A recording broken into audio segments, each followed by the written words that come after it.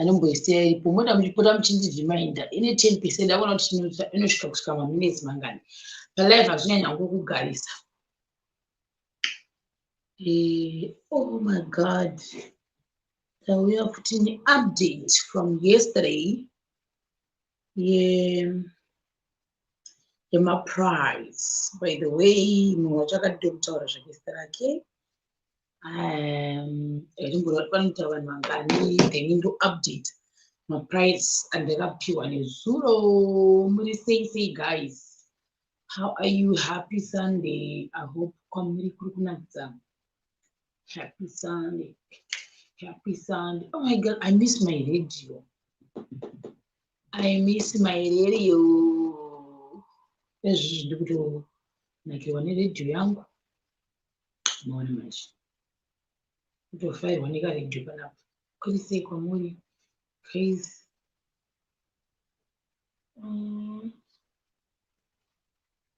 Okay. Muri boy here. Kwangu sei ndikunokusei ichakandibudisira kuti 0 to understand, but panapa iri kundibudisira something different. Saka kunyange kumashure ndikuenda kumashure sei inzi ndikuita live. How come?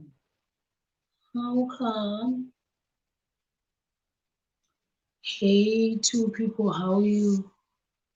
Kandiende kune imwe phone tune. Kune imwe phone iri kuti 10 people, but uri kuti 2. Why? Why ingere so 26? It's okay. Oh my god, Timoza. She say they can't tell it. They can't tell it charge. Can't tell it charge because they're 9%. Oh my god. I'm so happy to see Timoza.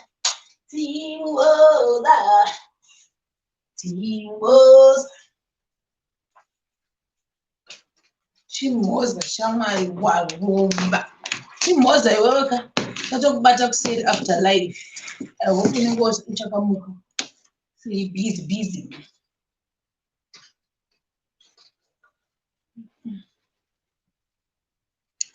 I hope unenge usiri busy.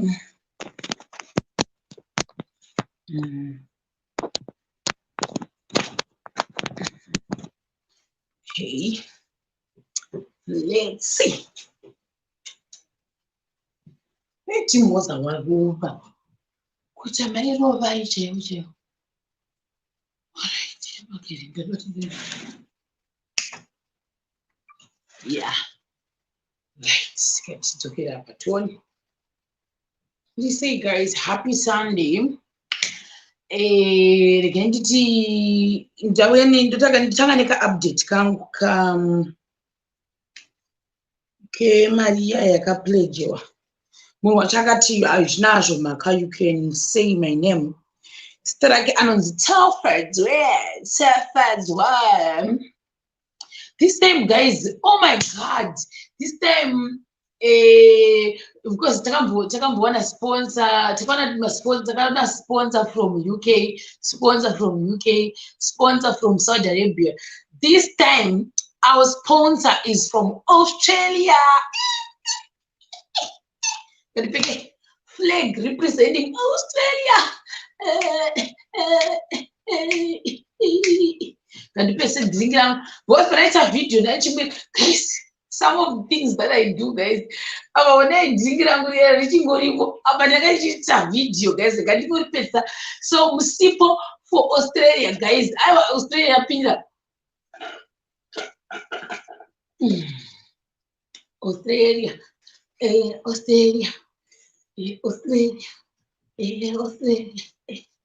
Japan. Yes, Tafazwa charge munya, guys.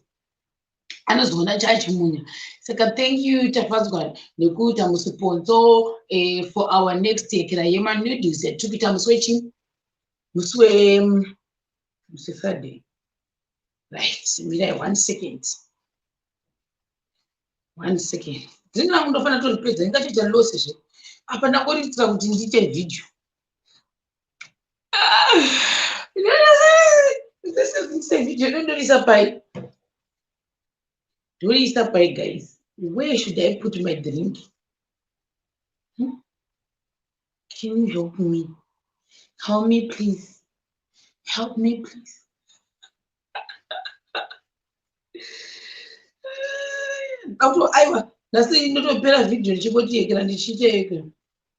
Oh, come to the come to Victoria Falls.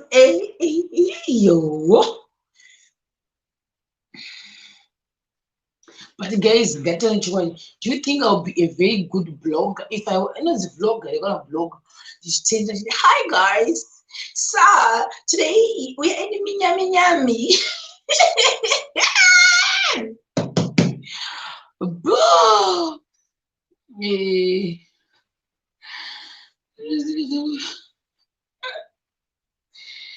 I think that would be very interesting.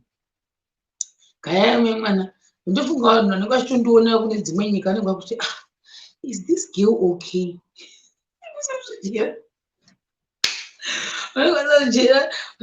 Is she okay? But yes, I'm okay. Welcome to Tarazi. In Tarazi, we drink juice from this.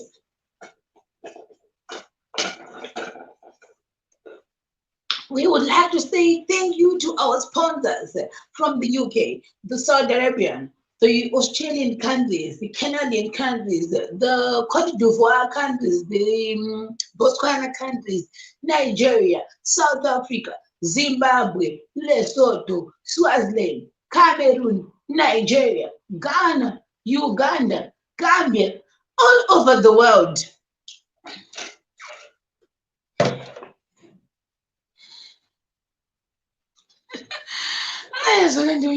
Guys. Ngandiomera zvangu inini zvakaoma.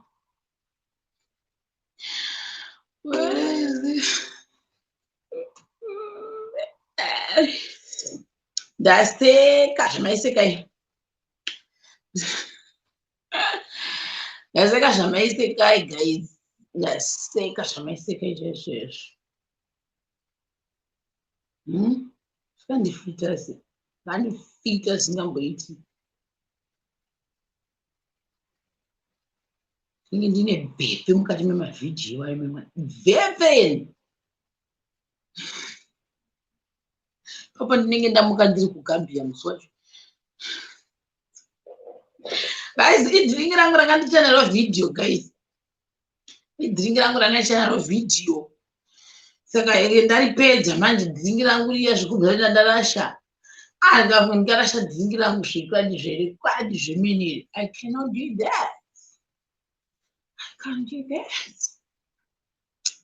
It was lost. Big loss. Okay. Anyway. Right. Sapazwa. Akazoditi izvoni. Number 1, and takataura zuru papa kuti number 1 aka $25. Number 2, $20. Number 3 tikati 10. So akazoti ngabaiti number 4 zvakare. Number 4 ambaisa kuti pa $10. So akavati vese number 3 and 4 anongoisa ma $10. Ndo zvaakataura. Ndibudi tafadzwa apa. Budi fafi.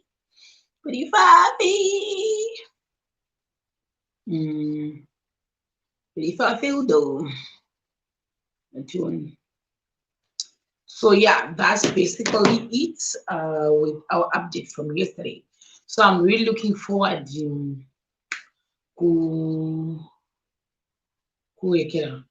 noodles. This time I'm going to get on number 1. I've had my baby jet. Baby jet. I'm going to number 1. Guys, let's be frank. I'm going to number 1. Number 1 don't even a cheat. I'm going to win one. I have to win one. This time it's my season. Anyway, can you come and then I can go to Boria Bastille? Can't you? Yeah, I'm going to ndeandera lenders wangu zvaita nalenders vangu zvavanoita manje vanoisa bepa rako pasi pedhoo dho iri vanoita zvokudai so kuriendesa pasi pedhoo ina ndakatogara zvangu totaanitinya zvanzi yangu totaura zvedu nyaya azvangu nezvanzi yangu ari kuSouth Africa totaura zvangu nyaya naye binoona chipepa chiri kutosaidzwa ndasati uyu musikana uyu ndiani mwana waLandlord ndiye anoita zvekumaneja apartment inoyi maonera from the looks haana kundiudza asi ngaingoti maonera ndakaita ndiye anenge anoita zvekumaneja because even rent tobvisira maakaunti make but atigenite sei ndingorovera moyo kudombo excuse me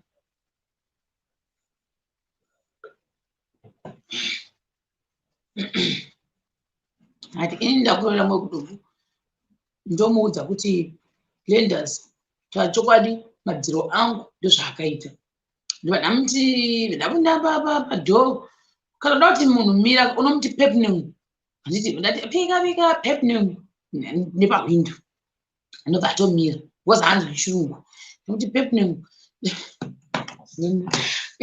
kuti pep kuZimbabwe zvorevei pep mwana uyu ari kubhabhure pep ndizveri pepnum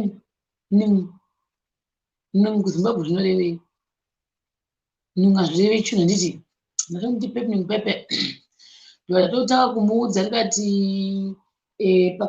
pakati ndachimuudza zvandataura naye then ndamuudza zvemawalls angu ndikamuti ndobva ndatovhura hwindo ndavhura ini ndatonyatsa keteni ndikamuti nongsau nongukura kuti munin'ina ndikati nongsau akanamira something pamadziro anga asingazivi saka pakabva pabva nependi taurai kuti taurai zvinoreva kuti mari tikati taurai nongsau ani matauro dai ndaigona kuacta I think ndaita mari ndaigona kuacta chitei ndaitoti nongsau put paper nongsau put paper yes taurai ndichivhuna ndichisanganisa mai mwana but uye anenge achiti mapindiro ainoita kanoti I don't I tell you line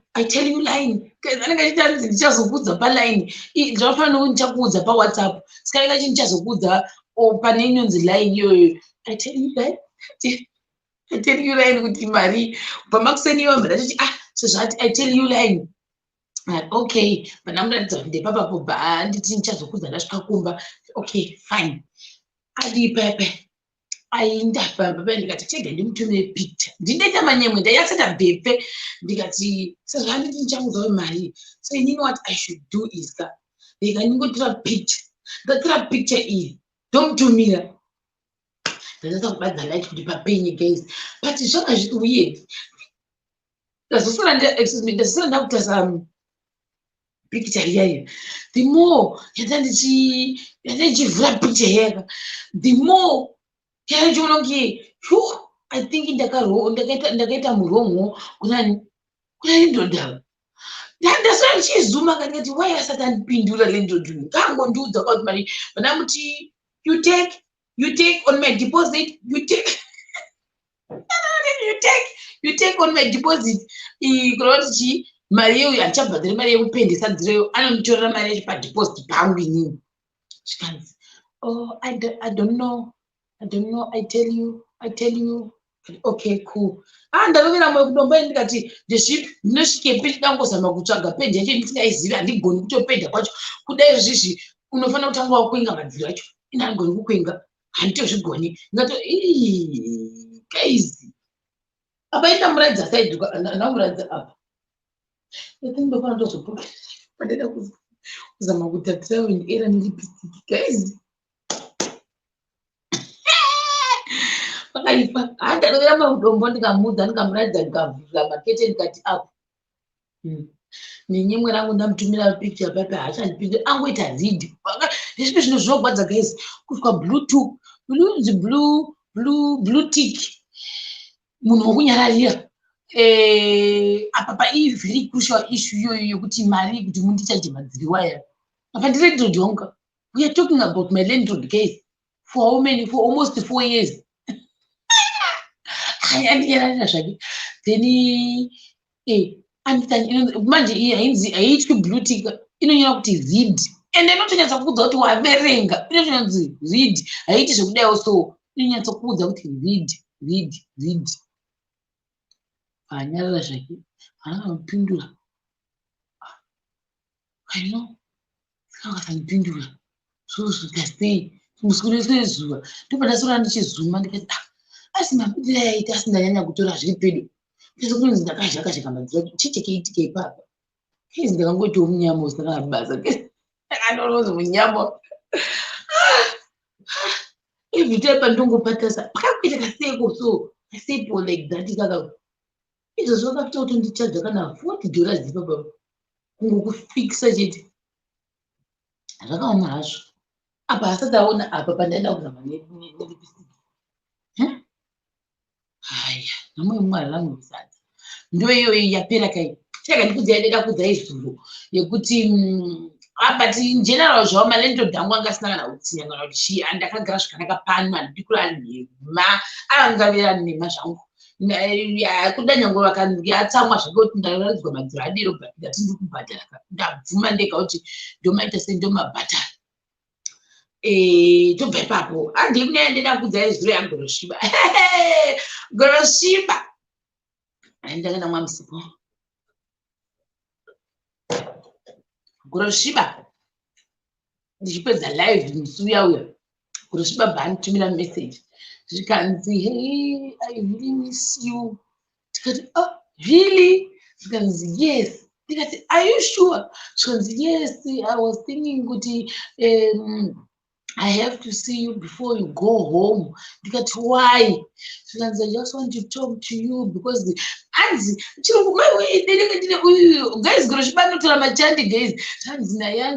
you know you cannot run away from your shadow. So I was like, am I your shadow? Am I your shadow? And say, yeah, you cannot run away from that. And they will battle kutaura machanza ake achitaura machandingtons.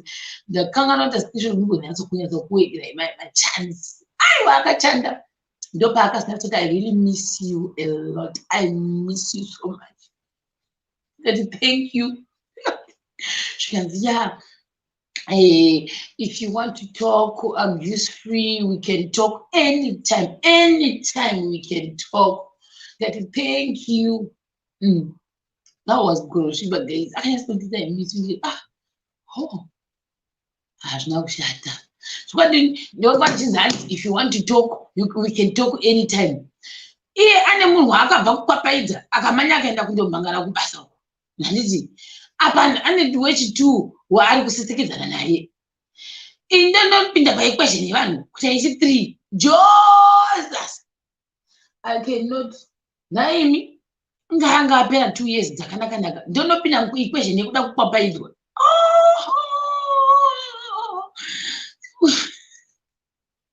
Even wakarova yeye akandomangara kubasa iye manje anotodiziya zvekutoenda kwete zvekuti chiyo dai kudziya kuti akatanga ngolaika mapicture ako ibvo waziva kuti pane zvaitika. Ndikati kodo ndoniko zvangu ndichitucha ndinoti mhoro apa nanga chinondionere iri paapartment pangu hausvikiki kuzviita se nongo ukarirova dhoi ukaripwanya uchinoka handivhuri ndirimo ndinotowedzera volume irimo zvangu. Andifungisa imwe nyaya so chagorosviba zvakaitika manje andambokudze here iyoyo ndichiti mazvaitanga iyo gore 2017 ndasati ndanyatsokwadi zvinhu zvakawanda plus ndasati ndakuzi I think mawashing machine anogona kunge angaiswa but ndasingazivi kuti mawashing machine saka ndaida kuwacha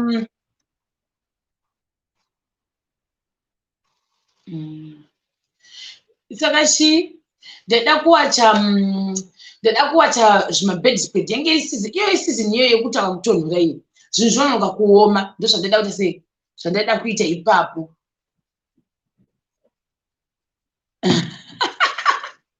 ndozvandaida kuita ipapo. So what then happened is ava ndaiziva kuti vane washing machine, ende chakasati ndinotikumbira kuti ndiise washing machine inayo yekuti ndawachaka 2 mabedspread angu asingaome. Handiti ndo ndati sindiita sei, because pesa ari kubva sei hanasaza kuti ukawacha chinhu chikasaoma chinobva chabuda kasendi kake kasikari unpleasant. Asi kana nditi zvinondiita sei ndane 2 days ndichizama kuita sei kuti wadasi kuoma. Ndati zvadakuita I think ndakufanira kuisa washing machine. Ndowabvunza guys ndokuburoza magumbezi angu mabedspread washing machine enyu ndobva goro chibato kuti huya say like I told you papa padhuze nepandogara ndonanenda munoisa pepe but kwakabva kwanaya ndobva anayiwa kuti mabedspread angu ari gozewa nezvimareki zvihombe ndobva anayiwa mabedspread ayaya ese kurava kuti pana ndamaisa makuseni lesenge Saturday ndamaisa makuseni akabva anayiwa. Ini ndakanamasiya ndobva iye andiyisira because ndasingazochoshaswa sei ndobva andiyisira. Ini ndobva ndadzoka handiti because yanga nelondri yake ndobva ati ndokuisira endako ndodii kana zvaoma ndobva ndakudza kuti chichiautori no problem ndokunozvisiya kuya ndazvisiya ndobva mvura yanaya ndofungayo vanga vabudo seboys zvinoita seromwa doro. Ini ndiri kumba kwangu ini handitoziva kuti chii pamwe havangu ndobva zvanayiwa ndobva ndakazodzokera kuda unotura kudaiwo ndakasvika atori pasha toboma mvura handiti ndasingazivi kuti vakanganwa kusiya mabvisa. Ndoti saka timinzi kuti ndichatovata nhasi ndisina machira because ndandaendesa ese chiti kune washing machine. Inondoita sei tichiminzi ndakutotora jangu zvimaflisi guys gaya kuti waendesa machira ose guys let's say about 4 ndo unongonawo woendesa ese usasangana chinhu wangosara nechibedspread chete. Indikaenda kunoti kunana grocery saka ndinondoita sei masira machira angu achase achinayiwa ndobva tine maextra saka zvandinokwanisa kuita tokupa. But the problem like I told you guys ndiri very sensitive kune masenti akawandisa saka goroshiba ndakanosa kuti anoisa zvinhu zvake like mabhodhoro ese so hautokwanisi kana kufuga musoro unotonzwa musoro nesendi dzacho dzaanoshandisa idzodzo. Saka I was like kana guys hazviti mauyu kuti ari kutoti kuchibata achingobvisa kana muekera macho kudai kuti akutode unotonga kutonzwa musoro. Ndikati no saka ndesha ndomuudza sei kuti sendi yacho iri too strong for me. Ndikati don't worry ndoita sei ndinoata hangu ndakadero ndongoshingirira ndinopfeka matrek bottom nemasocks. Akati are you sure because uri kutonhora? Ndikati yes I'm sure ndozvandakaita. Akati kochi bhato nditi asaufariri ndini. Ndikati no it's okay. Ina ndazive goroshiba waisa kuti washing machine zvakaita zvimaflisi zvezviya zvinokurumidza kuoma ndobva ashisa ndobva asisa pakaita pabhuranda pavo kuti zvikurumidze kuoma.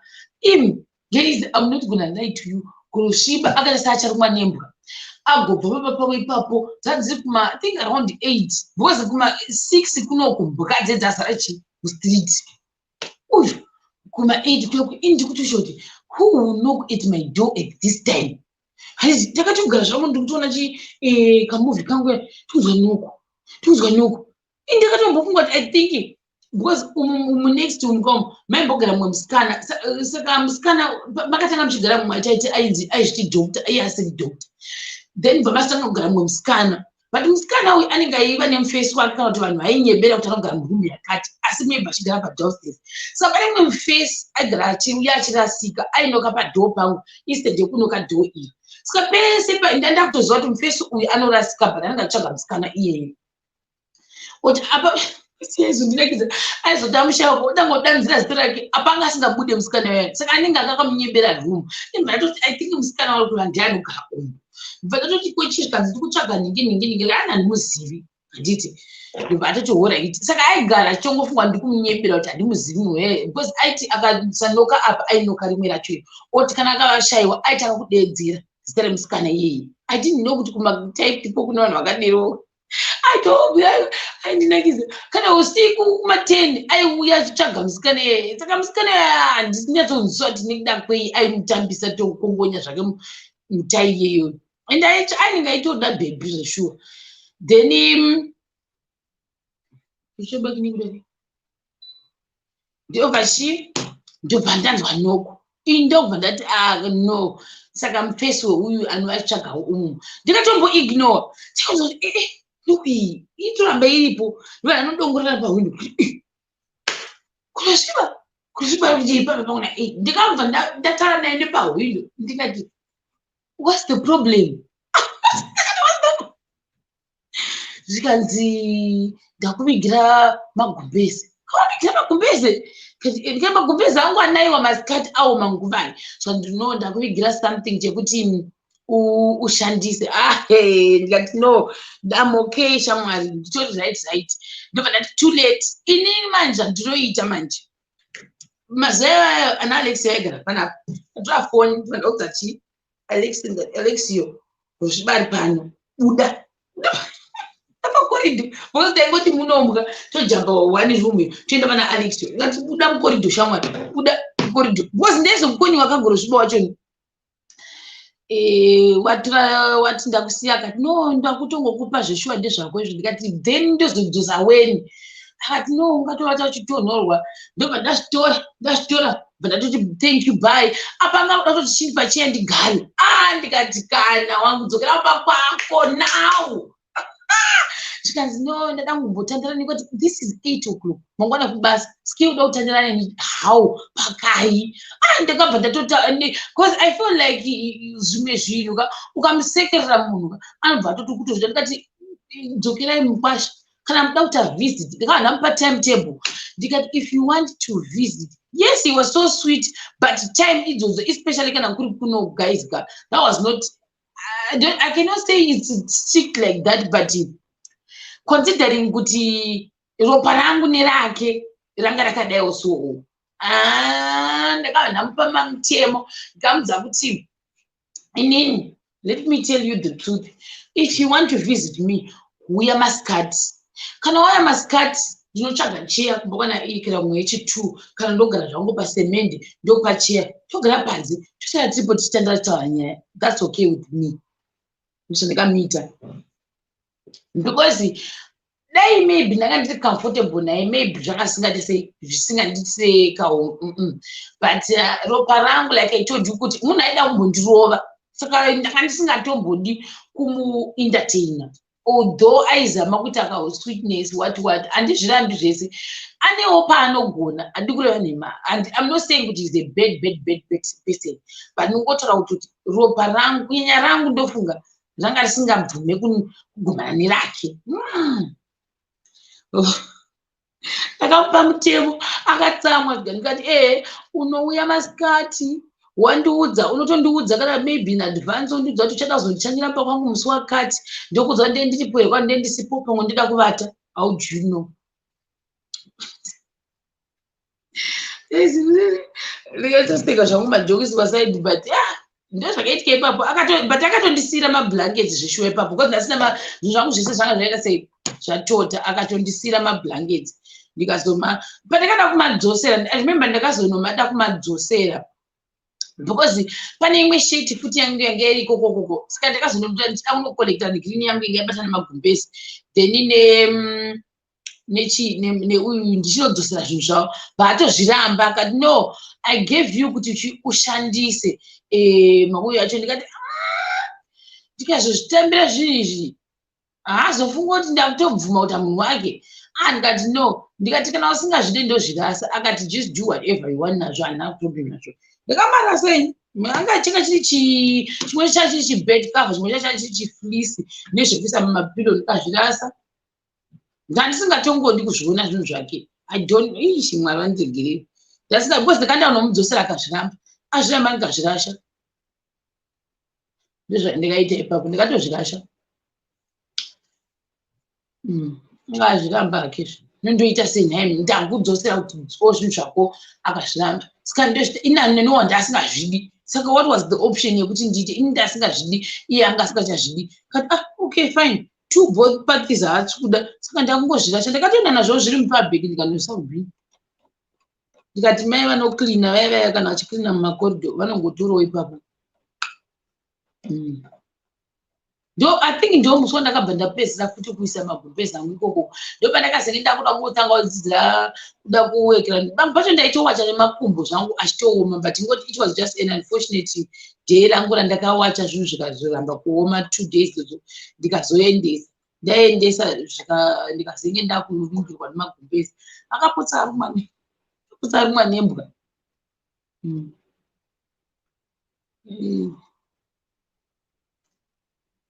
Ndikatozonzi I remember shamwari yacho akati kokaitei uyu ndikati ndakamuitei kui zuda kuti wakaitei ndakamuitei kui zvikanzi he was trying to be nice to you ada weekend ngati shamwari ndasina mbomukumbira I know zvangu kuti ndanda kuita hard on him but maybe ngoti ropa rangu ingori guys you guys munozviita imimi guys mukumboenda kure zvakafanira nemabhebhi guys munondiudzira kuti kana pane mufesi pamwe ropa renyu zvakatoramba zvachose munhu iye unozanogona ngokuti akanonzi kaikandaireka ikamuke kuti even asati akuitira but ukangomuona nangomubvuri kange shadow yake ikangodarikapo unonzwanzi pasina kana zvaakuitira. I now feel like I think that's the same thing nemafesi pakuti sometimes pane inini mufesi wandine ndichofarira guys but mufesi wendichimufarira pamwe iye anotonzwa achindiona so anenge achonzi ona ini ndiri busy kuda kuti ndinenge ndakazora wrong foundation wrong zvese nelipstick wrong eyeshadows wrong eyelashes zvese asi ndichieditira anenge ashaya kuti ondiudza sei but achitongosvotekana ona chichingosvotekana neni but tisingatombozvizivi ndotozvifunga just now kendigoisa lingi zvangu ndikuzvifunga just now kuti zvandaitoitira uyu pamwe pane mafesiwo andaitokabirawo ndichonzwa kusipakwa nawo pamafesi ayaka aitonzwawo chikirikiri ichocho but vachitaya kuti wondiudza sei muona manje kuti iwoka unonditisa kakirikiri I can't stand you zvinoziva maybe vatoriko vaitodero hobho pamwe majority takuti usiyazvise ndamboisaikira vamwana vanhu vanotunga vambopinda vambondiudzawo kuti am I telling you the truth kuti unombonzwawo kakirikiri. I'm not a motivational speaker. Oh guys, tungotora ukakirikiri kako kuti zvinoitika anogona kuti achigonawo zvimwe zvinhu but maybe when you see him pamberi apo asvika akatanga kuti masekereke akati John asati atombokondena yake apanenge achiti kuti John ngokuti John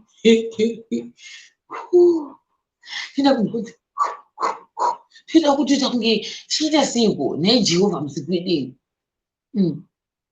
kozoita manje guys dambotaura kwese kuti dzimwe nguva unongochinganzwa kakirikiri ikwako but pamwe munhu uyu handichataure zvangu zvibada akutotaurawo something different maybe this person unechoti ukamuona unenge usingaisonzwa chishuga panenge pasina but ukamushaya unenge uchitomusuwa futi guys mandizivi kuti you understand what I'm trying to say kutomusuwa munhu iye kutoti that person I miss that person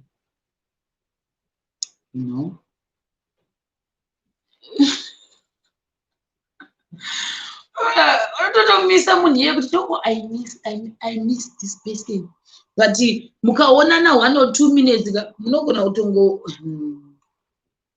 munogona ini ndine munhu wandinotodero kaini wandotodera kutoti I miss this person but not gorosviba handimbomufende kambo handizivi maybe niye kuti he was violent that's why ndisingambomusuwe kana kutombofunga kuti this one what chandinonyanya kuremember pari inyaya kuti airova kana kuti aida kurova vanhu zvitereki ndo zvandongofunga zvandongonyanya kuremember about gorosviba nyaya yekurova chete like handifarire munhu ari violent zvangu personally handizvifarire zvangu a violent person is a no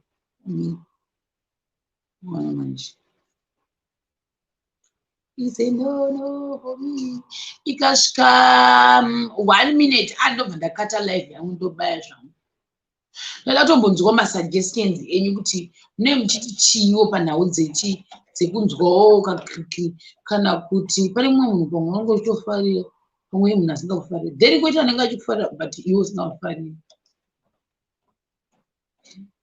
I can't just imagine guys kuti in my life kuda pane mumwe ndaitopenyerwa naye yo this guy pamwe anenge asingatombo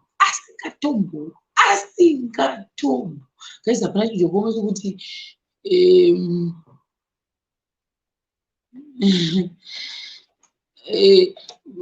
kuti hakuna chinhu chakaoma chokuti yo iwe waida munhu kutonzwira munhu shuga tsvigini but this person haana mbobvira afira the same thing iwe uchitokona kutovata nekufunga that person iye anenge zvaindigwadza sei kuti iwe unenge uchida munhu iyeka but munhu iye anenge achitodawo samwari ende asingagoni nekuda munhu iyeye uchitesa munhu kuti why god did you put this person here ko inini wausingondiona ende anenge asingambokuoni at all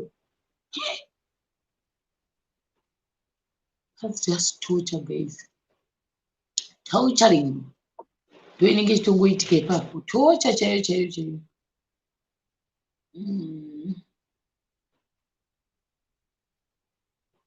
hello Hey Cheryl. Nisi Ndiri right, I'm good. Say tiri bo iti zvako gaga kuda kusuwa wena. Handisuwa here nhasi ndiri kusuwa kusuwiwa Kuda kusuwa weraiti ndapindira hangu pamakrikri apo. Kune munhu wekuti yazve sure like I used to have this other friend of mine. Shikuti like we were good friends but angazongorineka like yeah pakazotanga kuita nyaya kandi pokuti zveni munhu anenge akutanga kuita like kutaura dzimwe nyaya dzokuti dzakushota nyaya dzake dzakuenda off topic auchanzwisise kuti dzichiri nyaya akutaura mapersonals akutaura like unoza pane pekuti you have that person wekuti at least akachangotaura nyaya dzake kuti oh shame unomunzwira tsitsi koita mumwe munhu wekuti oh my god auchakwanisi kunyatsokumira kana achitaura you can't stand it like this kind of a friend so unongotanga kuti nhasi handipo can we go out today guys nhasi ndakabatikana kwakuti you know my cousins angu atondicollecta udhara so I can't come but hatino maplans or I'm sorry maybe next time so until munhu atozongosvikopa kungoti this person I think achanyanyonakirwe nezvangu hausi kupindura mamessages mazano handisi kubatika paWhatsApp hausi kudai so sorry like yeah cause I hope that person could follow zvekudaro munhu uyu anga atori munhu bo like atori musikana wekuti it was okay so zvakaitika nemusikana uyu ndezvekudai so pane munhu aitida saka munhu yanga like inini madhezi ona ndiri kuchikoro kadoma then munhu anga ari kuHarare saka munhu like inini musikana uyu kumuziya kwandikaitaka ndiye akandiapproacha chiya zvekuti izvonizvo like akangoti I like you like I like your pictures and stuff and like musikana anouya achiti izvonizvo I like you okay cool musikana agotanga kunduza nyaya dzake I was okay with that though because ndaingompa to my advice but she was too fast I don't even know you it's our first time and okay cool let me just take it easy then takutaura tabva tatozomiita chichi and stuff pandikadzokera kumba kwaRari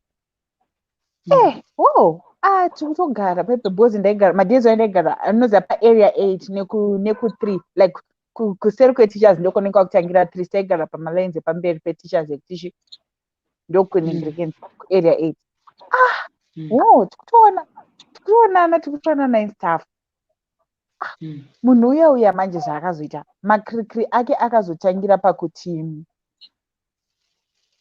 aifarira kubata foni yangu nasina problem nazvo. Then all of a sudden uyu akazongoti mumusibha munhu uya aitida tiri tese tikanzi handitinomuona mbatati noona mufesi uya uyu because mufesi aindisofta ini ndiri kuchikoro achisofta bebuchi ari kuharare saka vaitomboitawo zvavaita vari kuharare. ndobva taenda mbatanoona munhu uya mbatatosvika tikanzi wamuziva ndikumuziva. Kari so sweet in person. I was like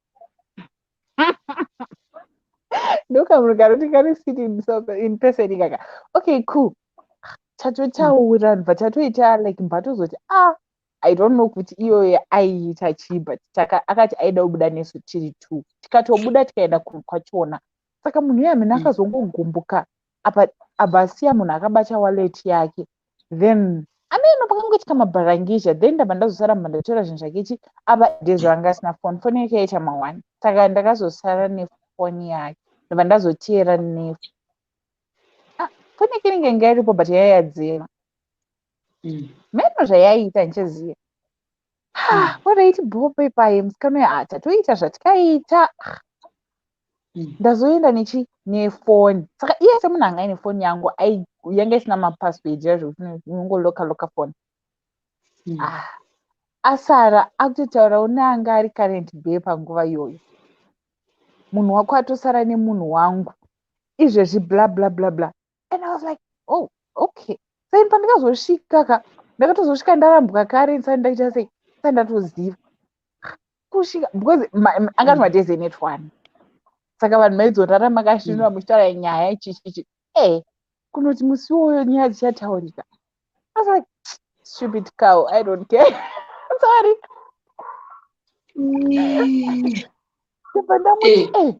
Masamba atochinja anga atochinja masamba kwatoo nemasamba ari kuvava so munhu yoyo akazongoita sei akazongodhisapiyawo akatozodzokawo after mayears tikanzi what ndikati dude handi makatoplana dzamukaplana mukatoita zvamukaita saka its nothing hazvisistorina basa ndakatokuregerera ndikatokukanganwa nekukukanganwira saka chii ndikati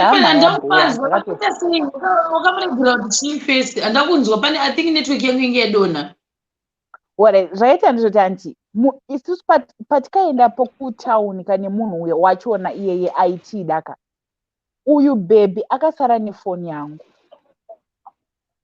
shamwari yangu inini saka yakasara ikazotoswera ichitotaura ikatozotanga kutaura nemufesi inini pandikasvika kumba like anosvikira kumba because tantine restaurant ndakatomboenda kurestaurant kwedu ndobva ndatonosvika mandaita zvandaita ndobva ndazochiuya manje kunza foni kumbachi kuyozitora foni yangu kumba kwavo because ndandasara futine like mufesi wachona yeye angasara nepesi saka pesi yacho ndindakatozoiendesa because ndomamune mari aitoda kutocollecta passport yake futi that day anotozokwanisa kuicollecta regai ndimuendesere ndobva ndamuendesera the staff then ndatosvika ndatorambwa kare nemufesi kuzoda kutanga kutaura nemufesi it was dang hakusistorina zvatovharana kafa till now because I think vakasara vakaita maconversations munhu abva adeleta kana kuti pakasara pakaitwa makozi ndakatosvika ndarambwa shemu munhu anotombonzwa the side of my story but because what I think ipapo ndezvekuti maybe munhu anenge anga agara atora because munhu yakungoti sometimes aigona kuti dochorochi nabamukuru and stuff like that. Okay cool no problem saka ndofunga munhu anenge ameno kuti chii chakaitika ipapo but ndakaona kuti pakaitika bhogasi zvapo ndobva nditozora kuti munhu anenge angagara aenda kudhara then it was nothing. Saka munhu wangu like shamwari yangu ya andinaumira hangu kutaura naye or what akatozoitawo mamwe mabharangizha ake mulife because aindinyeperawo pane zvanga akatondinyepera of which angatori like we were same age but iye panguva iyoyo tasatambokura zvekudaro because ndaitombo chikoro ndichiya kwaari then vandatozo like paakazoita mabharangizha ake ndo pandikatozoziva chokwadi chekuti aisi ndosara nemwana wesisi vangu apa angatori mwana wake angatori nemwana like and ndikatoti because zvimwe zvinhu zvaaitotaurawo zveshuwa it was something changa chiri weird saka kaukrikri kachiripo but ndichava naye pandona but wakatangwa tenoti ndikasvika kakrikri kake kakaitangira pakuti nyaya dzake dzimwe dzaaitaura kwandiri dzadzisiri like nyaya dzekutaura at our age saka I thought maybe so like I'm that kind of a person asitorinawo shamwari like zvekuti I think that person wakangokipwawo munhingirikini but not zvekuti because angasingorinawo like hameno zvazvikangoitikawo ipapo saka kaukrikri kake kaingovepo zvekuti akatongongotaura dzimwe nyaya I couldn't support it but nyaya yakazoitika kakrikri kakavepo but nyaya yakaitika ndechekuti mama vake the first time yavakandiona I don't know what happened vakatanga kumuti izvonizvo usanhingirikine like vakatanga kundida zvekutondida zvekutoti sometimes vaingondifonera hi daughter how are you and stuff zvikanzi like paakazoita mabharangesha ake papo vakanditi ndanga ndaifunga kuti mwana wangu achachinja akatamba newe because you have a good behavior but like the first day handina chandikamboenda like kumba kwavo pandikasvikaka I didn't do anything zvekuti zvonizvo like chichichi even mbuya vake chaivo vakatotonga kunditi like you're my favorite muzukuru saka zvikanzi alright like since muri mapatya kaka ndokudai mese zvakafanana because vaititi mapatya angu gogo vake vanga vakundida zvekudaro mama vake saka you know kuti kakrikri kake kaizobva kwaari but from the parents they love me because vaifunga kuti like mwana wavo akatamba nemunhu akaita kungenini because I think maybe angane like background yemabad friends I'm not so sure hangu about it but vakandida handina chandikambovaratidza hapana like nothing but vaingonditi oh you're such a good you're such a darling you're such a woman like nditoriwo kasuicide panapo but kakrikrika munhu iyeye kachiripo akanaopera sometimes ndikatonhingirikinaka handitovhure manhingirikini mainbox angu ona kuti kaita pop-up kake kune kwaari dzimwe nguva nditozoita zvekufona hallo ndichingokanzwa kakrikake the floor zviri sei nyatimbozwa the floor kutaura kuti chii the floor zviri sei munofara here zviri sei long time nditera nyaya dzenyu dziri musipanga taranga nyaya yako yoga hamene ndiri kudzwika nyaya yatanaka eventually you said it kuti iwe wanga vari a good example kuna mai vemusikana yes so I think probably akaramba akazvirinda kuda munhu zvayo kuti ndakatamba nemunhu inonzi ndachinja at the same time indobva mafarira mufesi umwe chete saka iye atinge akazvirinda kuti ndikambotamba newe momzi maybe vanondipa that freedom and achi ndowakudzikama but pakazokuitawo clash kuti wasaka nomufesi maclicka pamufesi mese muri tsvuku saka iye akazokutaura uchavharwa chete uye akarezeikati haya kwemagoenda mese kunoona mufesi sei aiwa zvakaita kuti munhu iyeka plani yake yanga iri yekuwachisa mufesi because zvakaitika it was like munhu uyu ndakutozozvinotisa izvezvi kuti maybe the way yaakauya kwandirika it wasn't because of anga aida kuti tiite mafriends zvekudaro I think it was because yekuti maybe anga aziva kuti mufesi uyu anenge angambondisira message or what saka akatouya maybe because of the thing but mufesi yeye haangatomboriwo munhu ungotiwo like ndakangomuzivawo tikazongonomuona because of her but kwaakatozonovharisawo kwakuri kumwe kwaakutoriwo ndikangoti ngapa pakaipa but ndo pandikatozongonawo kuti that was the bad side of her kuti like angari besides kuti maparents ake anga andida kuti nditambe naye but I think ivo vaizivawo kaunhu kake kuti kakasiri straight. Okay. Yeah. That's life. You learn. You learn. There's always something Yeah, to learn. it's true. There, anyone ndinanyaya. Inongoresponda kunyaya ndinanyaya. Thank you so much. What did you share? Kusati kwangu enge chichibreaka ndokunga ndikini wifi yedu ingidauta ma1 very soon papa mwedzi watanga tichagokomberera sei kuna landlord ndakakuzvira madzirawo. Saka iwe ndakakuzwa shero uchala nyaya yependi. Saka wakatotadza kungopenda ungoisa imwe kala zvinobva yapendwa zvina basa. Ndakatenga wrong inini vanhu vatovaindiupa zvisiri izvo. Mira ndidzime kamera ndinotora ndikuradzidzei zvinhu zvatoni utorevesa kudai ini zvakaoma zvakaitika ipapo mashura chaiwo chaiwo.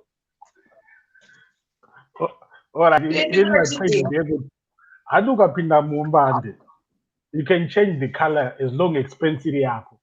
So iwe shero you didn't need to match the color as long mumba makapindwa muripo whoever anozouya kana achida anochinja color to their taste.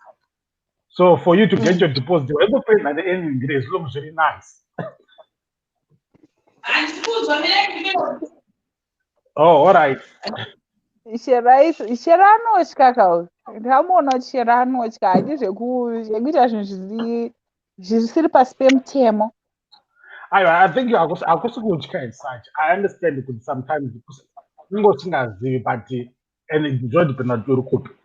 Inini as far as I know ndikapinda mumba mandinopinda as long as ndiri tenant and I got the right kupenda color yandinoda.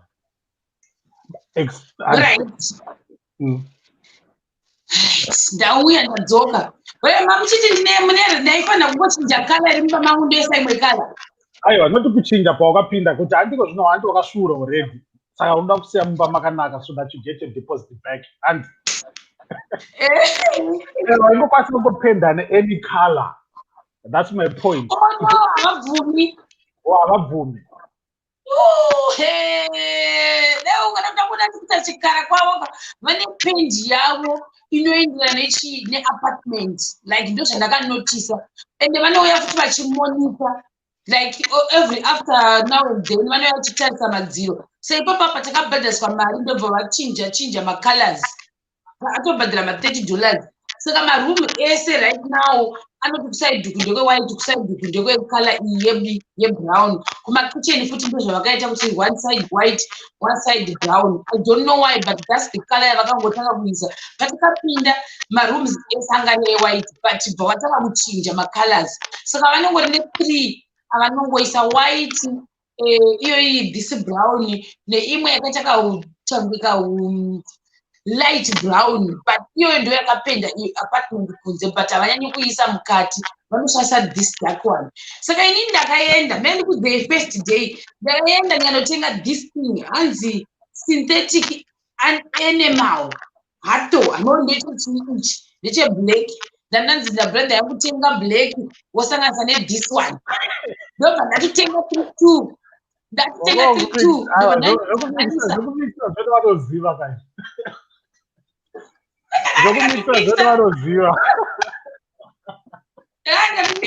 so this one yaita kunge brown ndikati are you sure because iri kunge dark brown ukona yaita kunge but azoona mhinoona aiwa ita kunge kacheri kunge blackberry yayo pandakasanganisa yakabhaita dark blackberry ngati oraiti ndakuchengeta but ndabvunza kuti ko zvinoita kuti madziro apenye zvinonzi chii zvikanzi this one itori like it's like a liquid ona but yakanzi beeco beeco zvikanzi ndo yaunoisa finishing inonzi finishing uchifinisha kuda kuti madziro achapenye iyoyi ndo yandakatengeserwa zvikanzi haunisi yakawanda ndobva zvaramba kushanda first day zvaramba chati right no problem dzini uyu ndo ndaenda kunotenga ndakaita nharo ndikati ndakunotenga futi ndikatenga this one You know, what do I paint?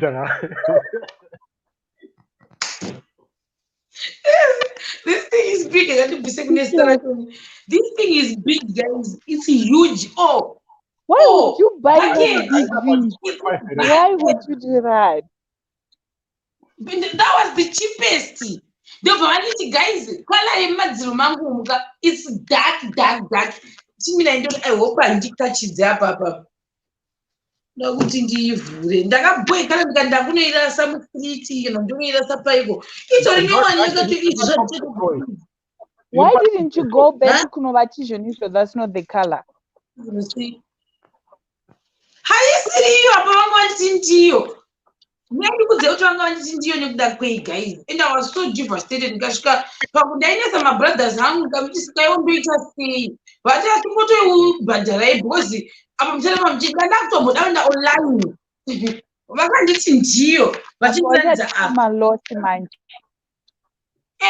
apo mukuona kakona ako kane kakala ako ako mandivharapo kane kakala kadoko ako ndiyo that ndiyo that are you sure chonzi yes ndiyo chionaiwo ndiri kuvhura ndiyo hey guys ndangwe nemiwo is this the paint That's too light. Okay, don't let our colors which school.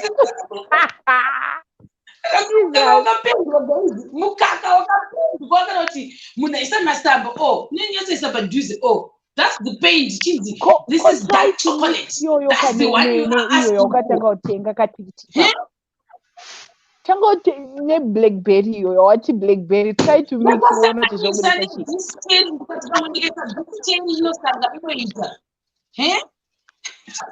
try to mix neyoyo mbono panobudisa chi apa wanga watovauri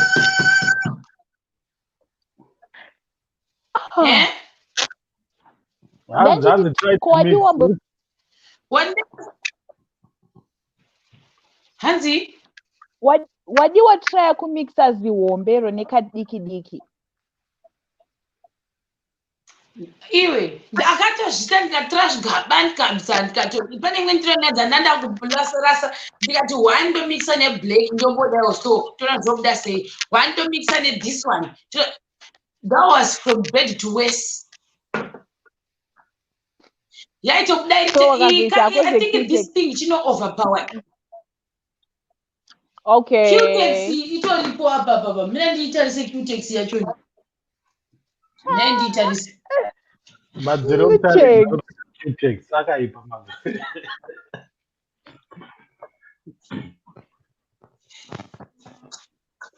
Q-tex here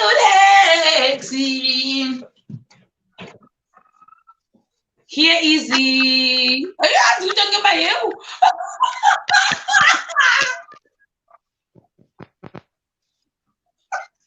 That's the Q-tex because ndakati yakafanana nemadziro iyo Q-tex yacho this one zvakafanana guys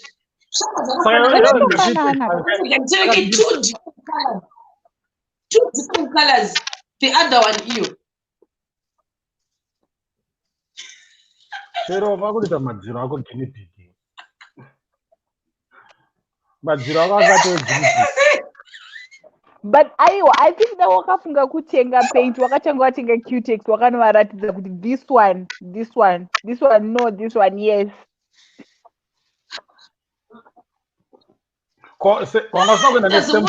kudombamunhuangovaudza landlord vachoni hanzi wakasenaenda nesempo yepicture mufoni mangu ndakaenda 20 one is a flashlight one isina ndikati this color ndoya ndiri kuda zvikanzi navo ndiyo iyi ndiyo chaiyo yatinayo iyi chaiyo ndoyekumadziro iyoyi soravo kana vakati ndiyo isiri adona vangu zvekoti vanobvuma uitakure paint yavo uende nayo kuzimbabwe kana chakaita $10 pano mistaken chinotoweya hendi hanzi achiweya hendi luggage here kana ndine mabhegi 5 vamwe achatotadza kuti ndinomatakura sei ndinomabhadhara nei ndinotakura nependi ndingatosiya ndairasha muvekeraini kungude kwakungoitwi zvese zvisonосungwa mai mwana ndichatovhunza uyu mukamerunieni kuti kana uda pendi ndinokupa pendi because ndianomboita zvokudhaya maasbestas after my experiments maybe ndichamupa zvangu yependi ndiye anofarira maexperiments yeyo tengesere $5 unotoona ka5 kako that man is stingy. Let me tell you, in this world, I have never met a stingy person like that man. Oh, Zuda! Oh, Goroshiba nangu ndikati airova itaseka, but Goroshiba anekakupa kaangana kokuti even une problem, Goroshiba can actually help. Zuda! Aiwa Zuda kana Zuda chivangu eni igu amene ndomtichi Zuda! Angatokuudza kutoti ameno kutoti inini nditomubhadhara kumupa pendi yachoni the other way around.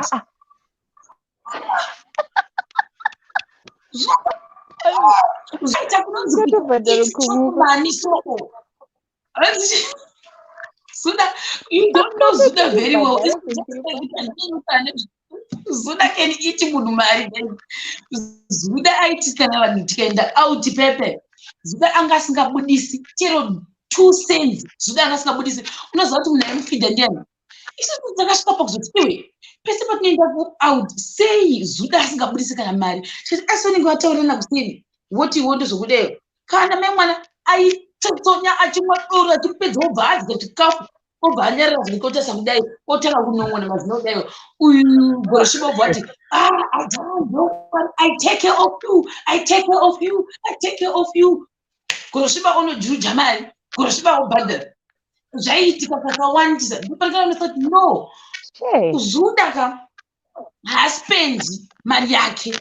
Mari yese nomumwe doko anenge achingoti in-law. Vanoitira ma-in-law kuti in-law, what are we gonna do today? Uyu Goroshiba ka ndiye anobudisa mari achichengeta vamwe varume ava. Zuda manje anenge achivaka kupi kukameruni. Goroshiba haasi kuvaka. Zvokwadi handikula nhema kudai una Jesu kudai handikula nhema. Tikazoti no, this guy uyu kauri mari yake anoishandisa zvine musoro, but this one anopedza kumabhebhi nechidoro. Muone manje mwedzi unozopera uyu Goroshiba anenge akutokumbira mari. Sure. Ndo as much as ukapiwa kana 20 cents mazuda ka in terms of maybe kana relationship we call him dangari stingy, but ndokungwara kwacho kakuti vane dzungu nemabhibhi vanospenda rega waspende ndichinjika zvako ndirizi handitsiro magenya Zuda magenya sindikaziva kuti kana kunzi ndokupindira mvura naZuda Zuda aite Zuda haakakana Zuda I think akastada his people because handidi kunyepera maCamerion maNigerians when it comes pane gathering so they can spend especially pane magelizi ukana magelizi mari inobuda inobuda ndo zvavari saka uyu anoziva kuti vana bhuru vedu vane dzungu rega vashandi apa pavanenge vane marepeti vanenge vane mazikula box anoita kunge marepeti akazara doro. These people vanoda hatisi kuti like maybe in a way kuti I've never been to any function inenge ine mazimba vachoti isusu this is a function yemaZimbabweans. I've never been to one like that. One yatakaita kunenge ingori yemastudents, definitely mastudents munenge musingashande, but ndaitomboda kumboexperiencewo kuti kana uri abroad maZimbabweans paanosangana chii chinoitika. I've never experienced that though. Indeed, a comeback. Computer has been on for almost 2 days in a lot of my pages. Like I will break. So I need to restart and I'll come back. All right, Tibo. Anzina team was a joke.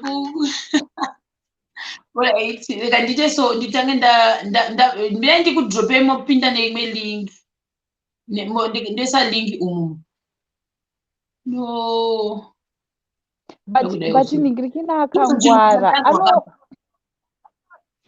Kamerunzi iwe uri kuti chiko iwe uri kuti chiko unotetenwa amaundi wakatarisa sedemba pamanje indakazosvika ndakuziva kutoti uyu unotetenwa uyu haiti habudisi uyu ndio weguwa department rake ndio iri kufambisa ini uyu ndio wokurwisisa vanhu uyu ndakaguma ndakuvaziva vese kuti bro sit down ona manje ndakaguma ndakuvaziva kuti but one thing chandakanotisa zvangu ndechekuti I don't know but maybe kuti ini ndaiona from afar ndaiona sekuti Zuda aiva necontrol yeava even mama meeting vanhu vanoconsulta Zuda havaconsulti Goroshiba. There's another one aiva futi kuno akazodzokera futi no one consulted him futi I don't know why but paiva neka lack of respect but this one wacho akazoenda aiva futi stingy anga asingaite angari very stingy munhu angasiri stingy ndiGoroshiba and anobudisa cash big time anotoibudisa cash big time kwezvikumbosei indakatombopisirwa wani ndichida kufadzwa yawe but munhu ari boy ingori nyaya yekuti anowanawo mabad friends ake kuti vanhu vanenge vachinyanyoti ivo ndivo like dzinenge dziri mbinga but vari mbinga pakutaura iye ari mbinga pahomwe. I think financially hapana mbinga pahomwe apa Goroshiba aitotambira mari shoma kupfuura yauyu chakandoita sinichi nonzi kuti sinipa chakanoita sinifi tikanovhura mabesalari kana kuti Goroshiba maybe aiwina the love because of the money. You know kune vamwe vanhu vekuti they can't like you can't be friends with them until you have money but vokushandisa vanokuitisa Tanya mina ndakudzosera slow yacho too strong for me yema uyu ndakungovaviwa ka strong yacho nisi mina ndiibvise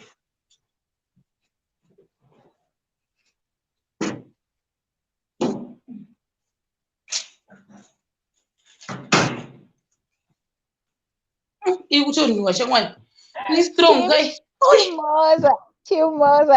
chimoza guys ndakusuwai muri kuita sei muri sei amuko imimi vanhu imimi amuko chimoza lokadira murira ndinasi ndinishema gambotraya kumhoresa vanhu ahapo musiya ari kwaari Joan Masowe muri kuzvigona sei totenda guza MD Jamal icho chachirungu inonzi chii. Can somebody please help me read this thing kana zviita maaudio mucomment section ndini shero ambobva but chinoti sisilokadia yamurira muri kuzvigona sei hai kuri sei kwamuri koko vama Joan Masowe echishanu matina matirere akadzoka kudzoka changene maechozi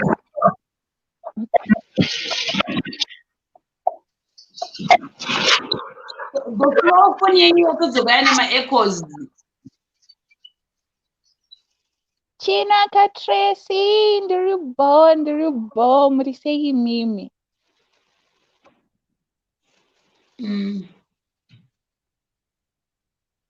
hey nasi ninge zvakuita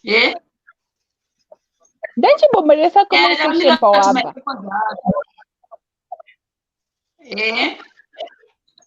ndandichimoresa comment section pawamba alright Chinaka Tracy good chatenda zviri sei iyo chandakadada kudzokera pakuti inini have never been to any gathering inenge ine maZimbabweans. I would love to see kuti panenge pachinatsoitwa sei exactly like what do they do as Zimbabweans. ndakangofanana neni kuno kwatisa ndambozvionawo zveshuwa But yeah, kana kuri kumbao yeah, I can but kunogashanda It's obvious. It's neku obvious. essay pane this other time yachikamboita that thinging. Shit. Shit. Essay kwainakidza hako ndakanakidzwa neimwe yandikaona kuNamibia aiwa it was late. Vanhu vanonakidzwa vanhu vanenge vachitodya mari dzavo like vanoita kana vachibuditsa manje like vanenge vatori nebudget rekuti alright guys munhu toita bring and share like everybody should bring something on the table kwete kungofamba wongouya kana paine doro munotoziva kuti vedoro vaivaye munoita plan like kana munongonzi kana kuri kure kwekuti you need macooler box vanhu vanotouya nemacooler box avo zvomake sense not kuti munhu unongouya wodya mari dzevamwe haibo no I don't know. I've never, but I don't know. But my friends, obviously, my friends are in Australia. But Australia, like it's a disclaimer. You know, go on from a pictures. Yeah. But when Australia, when it's my gatherings, my Zimbabweans, Australia, when it's my gatherings, staying is Zimbabweans. From ndichiona ngoma pictures vanhu vekuaustralia ya nevamwe vanhu vekugerman ndakavaona futi vane kaunhu kako australia negerman handizivi then Canada I don't know nepa I don't know UK I think ndomboziva kuti kune vanhu vanongoenda kunoridza that's what I know somebody here hanga ari panapa achiti vaida kuenda somewhere and I don't remember. I remember pane this other story. Aitaura nyaya yemurungu wake wekuti akashayikirwa neshiri. Yeah.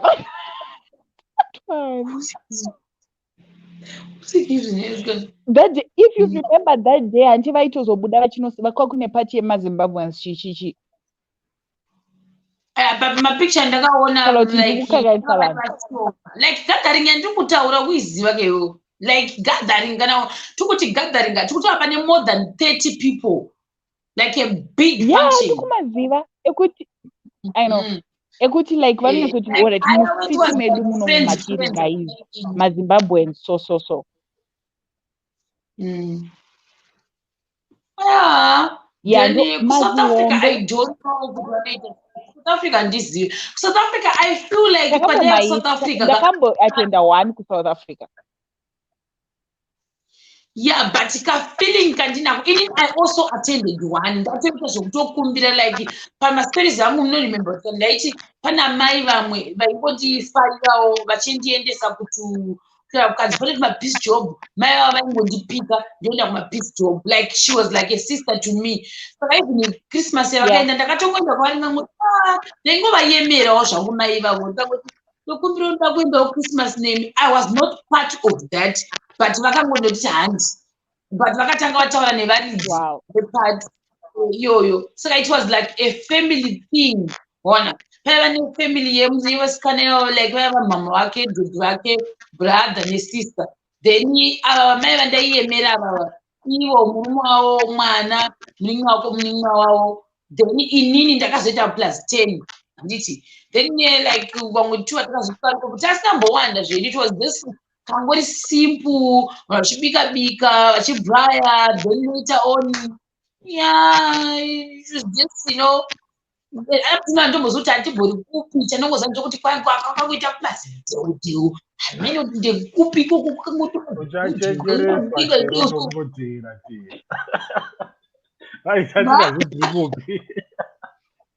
Honestly, takangopinda mumota ne one wangu wandaiyemera like manje vavo she was really nice to me handikunyembera zvekutoti zvimwe zvinhu ndakatozozviona nekuda kwamai ivavo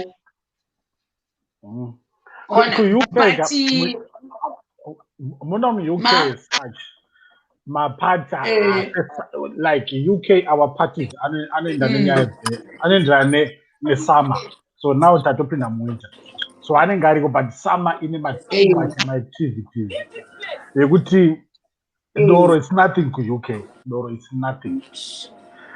In terms of lager, Doro, it's nothing. Except when I talk about whiskey, kumachi, yes. But in general, lager, masida. Zvoto yadzisa kwenda padoroba womaduru. Yeah, but still you find still vechizimbabwe nokuti vachinoti chizimbabwe vane chiafrican chedu chokumba chekuti unoenda padoona rakawandisa zvakutotwita wedza mumota. You still find people like that. Okay, you find people which you expect the people to vachienda kudzimba dzavo anotoraradza ari mubamenyombo agorara reni. But mapande emunomo akatowani anotobowa because every weekend that's nice. there's always something happening. Wow. So kune ma-big communities ku-UK anditi? Yeah, UK you have to remember kuti ndoine most people kwakaenda mazimbabweans akawanda. Maybe now we might compare it maybe neSouth Africa in terms of volume of people. Ku-America variko, but you can't compare neUK. But ku-America I think you can't compare neUK. America it's even worse because I think very spaced near my cities. Whereas Kunok, like up way up north in Scotland. If nchida kwenda ku London, I can drive almost about 6 hours to stand apart. Scotland, UK.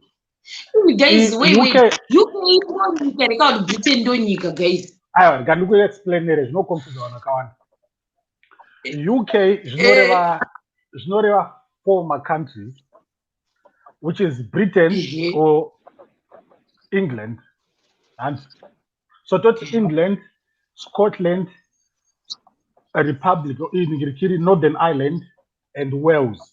Those are against the United Kingdom. These are my 4 kingdoms. So as you can move to any part of that kingdom. Wow. So I'm going to United Emirates, those are going to UK. So I'm going to UK as a whole. But Zimbabwe but not England. You want to go to Scotland. But it still is part of UK. But it's panokonvisa vanhu ndevekuti kana kwakuenda kumasports and these 4 kingdoms dzinozvimirira dziri dzega. Ndo panozobuda kuti like kumabhora kumasports kuma-international ma-kingdoms anozvimirira rega. Then also panamo ma-local leagues ma-kingdoms anozvimirira futi ane ma-league awo akatosiyana like Scotland in a national league yavo chaiyo yakatosiyana nekuengland. Then even ma-laws avo anotosiyana. Andoona kuti England right now yatiko yokuita lockdown from next week on a Thursday. Scotland asati yadaro. So panosiyana ma-laws anotosiyana kuti amwe anoapply based ne-kingdom than as a national as United Kingdom. Right. So United Kingdoms just know kuti something.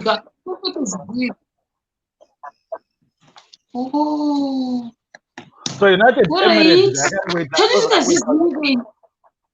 so kana uchinzwisa United Emirates ndo zvakangoita United Emirates maDubai ma-kingdom. Not ma-Dubai, not ma-Dubai. Pane specific name, but United Emirates ma-Emirates ma-kingdom, meaning a country, a region, not just million yakangobatana zviri one to be like that. No. UK is not like USA. USA ma states, whereas UK has ma states. My kingdoms are not the only confused that right ngatimbomira tine UK tichinzwisa UK because isusu takakura tichingonzi Britain so ndoda kunzwisa timbonzwa kuti apa stage iyi ndaziva kuti UK inoreva 4 countries. I didn't know. Inoreva 4 countries. Alright. Ini ndaitofunga munhu akati Scotland, ndaitofunga kuti kasiti karimo munyika inonzi UK. Ndaitofunga kuti UK itori nyika yese inenge ichidza kuenda kuUK inyika one. Scotland is the capital city yayo, which is Edinburgh. Wow, serious? Then capital city England, it's London. England, London, Then Northern Ireland yacho. Wales, Cardiff. Then Northern Ireland it should be Dublin. Yeah, it should be Dublin, yeah. Dublin, it should be Dublin, if I'm not mistaken. Let me double check. Yeah, it should be Dublin or Dublin, UK. Hey, me. Yes. Somebody else to Dublin.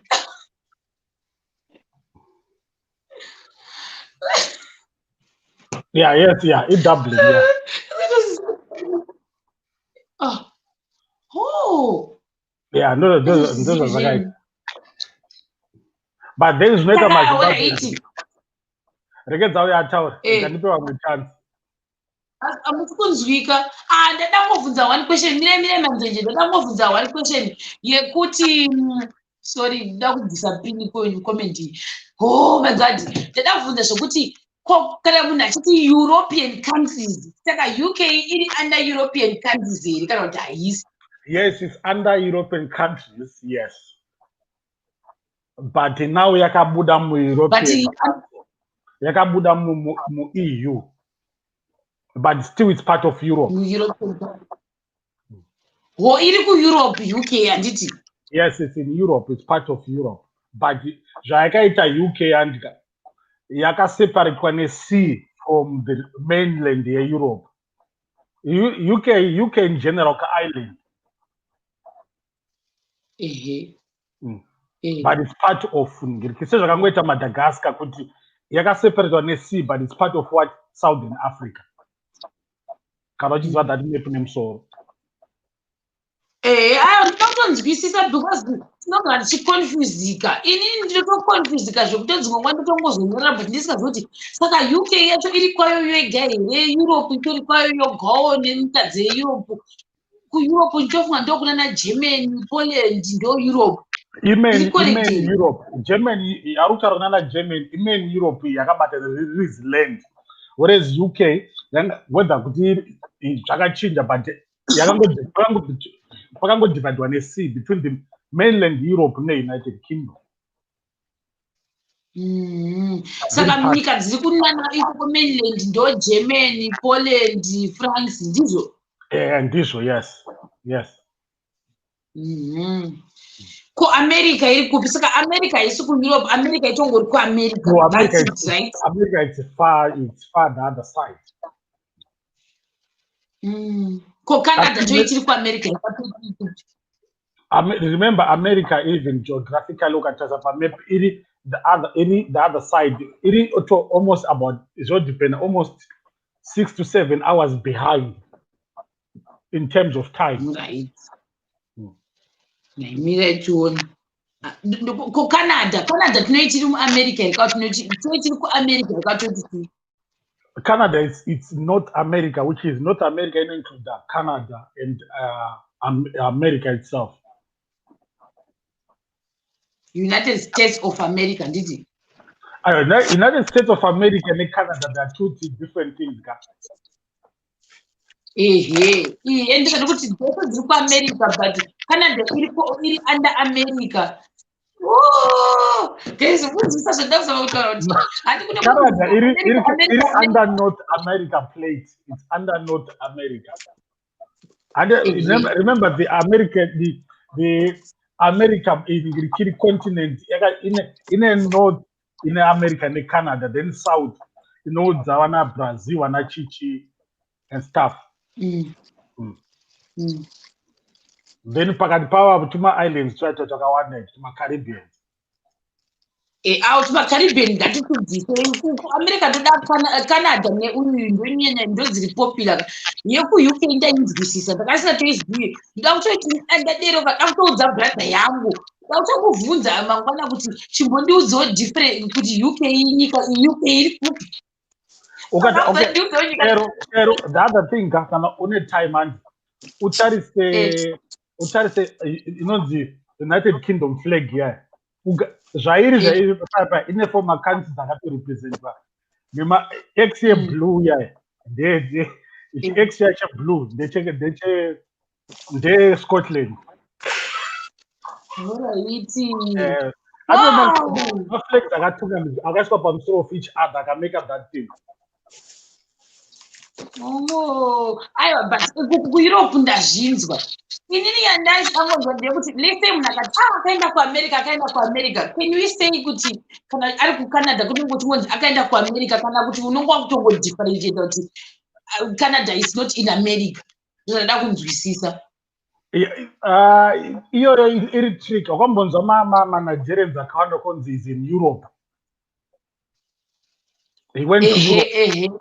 It's the same thing, Papa, in this context. Could go to Europe, Papi Pacho in Europe. The same thing. I went to Africa, Papi Pacho in Africa. I went to Africa, Papi Pacho went to Africa. I mean, Papi Pacho is exactly which country do you go to in Africa? So, Munagana for America is not a reason to America as a continent. Which country? Because I don't want to just say any country from north or south, which can be north in America and Canada. South foot is South America. It's still under America as a continent, I think. So exactly, Papi. But there's one thing I noticed. Kuti kana munhu akaenda kuAmerica everyone anenge achingoti akaenda kuUSA and there's also a different munhu akanzi akaenda kuCanada they will specifically tell you kuti ari kuCanada kana America ndio kwaanenge ari kuUnited States of America. That word zokuti kuenda kuAmerica really interchangeable kuti munhu ari kureva America as a continent or America as a country, but mostly it's reference to USA. Hatitombozvizivi kuti kune kumaCaribbeans ndakazozviziva manzi kune inonzi inotaura Spanish idzimani kunomboenda maZimbabweans akutoita maattachment ariko anonzi machikwaenda kutokanga chodziko chimbondiudzai kunoenda maZimbabweans wobvo kunoita zviya zvekunoticha achikasira achigara nemahost family. Cuba isiri Cuba, there's another one kunoitana P kuna Puerto Rico. Let me open up another page. My friends angu vari vamwe akatoenda akabva ikoko like umwe kwatokunotoita kumamisha like kune kuti iri under America ka but vanhu ikoko ka mupicha ndichiona ka pane maCaribbeans maCaribbeans or I can't say maCaribbeans to my places to in between my oceans to under America like you see side Grenada, Barbados, Vana, St. Lucia, Dominica, somewhere there.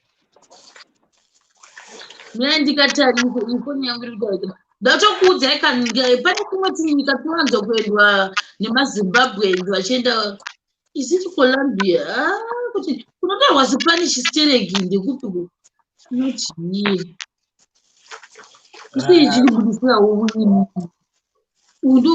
avakafanira neshamwari yangu yakaenda hakusi kuCyprus hakusi kuPoland. I think one Colombia, then there's another one. Right? Ndiudzei kune unonzi kune ine tange volcano inenge ichitokwata kudai so ichitobuda tuhutsi kunonzi kuti akawandisa maactive volcanoes in that region. Shero akawandisa. Okay, all right, kune Dominican Republic, kune Puerto Rico, kune the Virgin Islands, both here British ne America, kune Antigua, kune St. Kitts, kune Dominican, dzakawandisa kune Grenada, all these Caribbean. Kune Trinidad and Tobago, ese Caribbeans.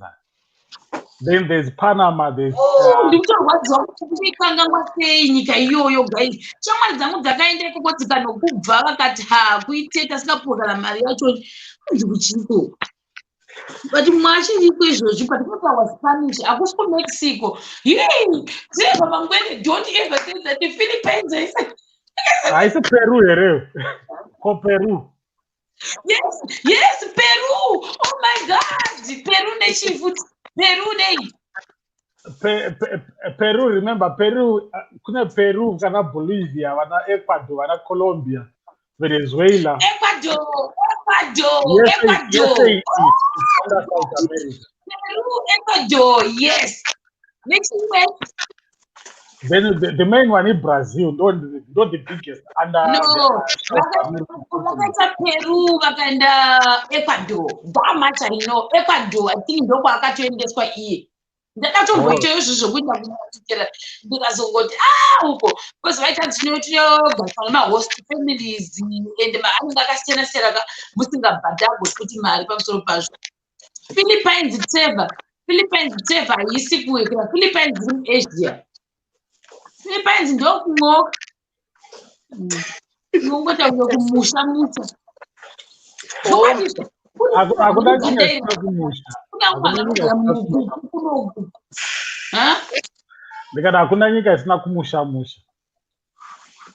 But maPhilippines anokukudza zvavo. maPhilippines, I was shocked actually. I was surprised because ndaitofunga kuti vanhu vari kungoekera neganda ravo, they will be living a good life. Pandakazoona vamwe vanhu vari kunga kuti saka vanotofamba mumamu5 ane ganda rake kaurungu.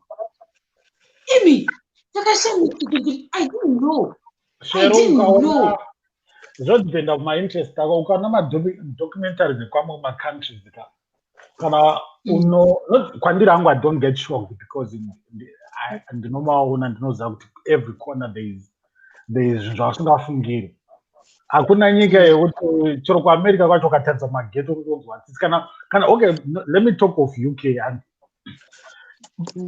influence yakatikuvadza necolonization. Takangofunga kuti ukaona murungu munhu ari well off and ndichitofamba mustreet ndichikumbirwa mari nemurungu akagara pakona asina kana pekugara. Funga kuti ini ndakatouya kuno kuti ndikakwanisa kuestablishawo mbijana wemuno chaya chizvara icho munhu mane maproblems ake kuti haana kana imba anotoziva kuti munhu ari kutambura yotoinani. So whatsoever that mindset kuti kwese kune nhamo kune vanhu vako realize it's only kuti patinoona vanhu, let's say like a good example zvinozoti sound as if I'm a little bit ndoda kushowa racism a little bit, but that's not the aim.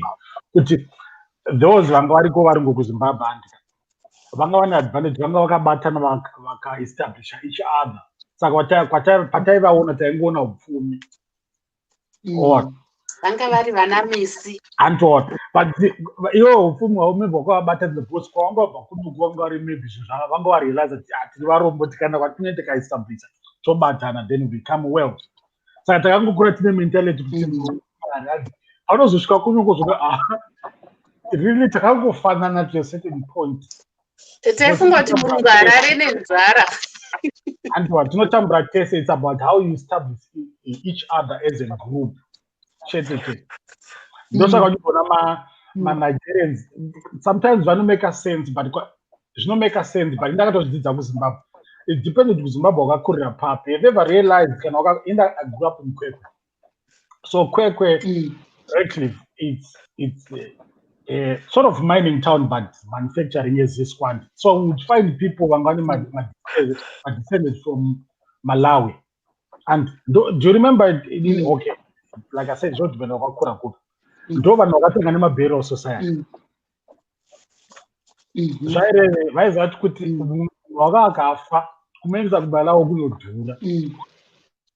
But izvi zvasingamake sense kune isusu sort of my indigenous in Zimbabwe because kwenda kwamureva padhuze for mara ndoidiri burial society and what but ukazouya lese kumwe kuuk tikati ngaite burial society it makes sense because kusenda chitunha kuzimbabwe zviri expensive and ndo zvinoita manajingi vanaona kwese kwavanoenda vanobatana zvinhu zvazvo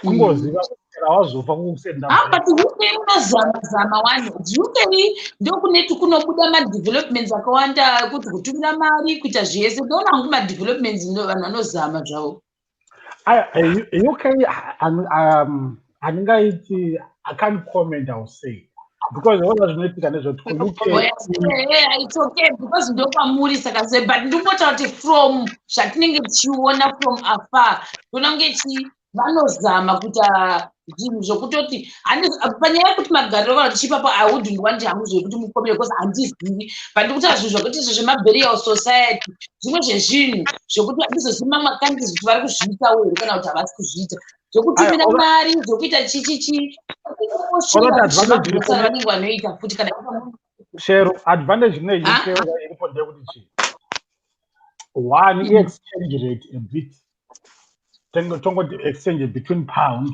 nerand that's advantage yatinayo then advantage yekuti pound neusa karipo kaadvantage uyu kuti kanowedzerawo chichi but handidi kunyepera shero it's very expensive kusenda munhu from uk to zimbabwe it's probably almost 5,000 and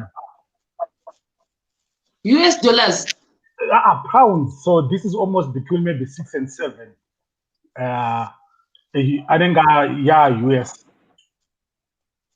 aiwa but alright tingati wakadera asi wakajoina burial yachoni ndaimbozvifunga nekuti ngati zvaitikira kuno kuthailand kuno kwatina those things zvinozofamba sei muwana manje ndaizvifunga hangu mumwe musi so zvinozofamba sei we don't have such things zvapa two manje some people have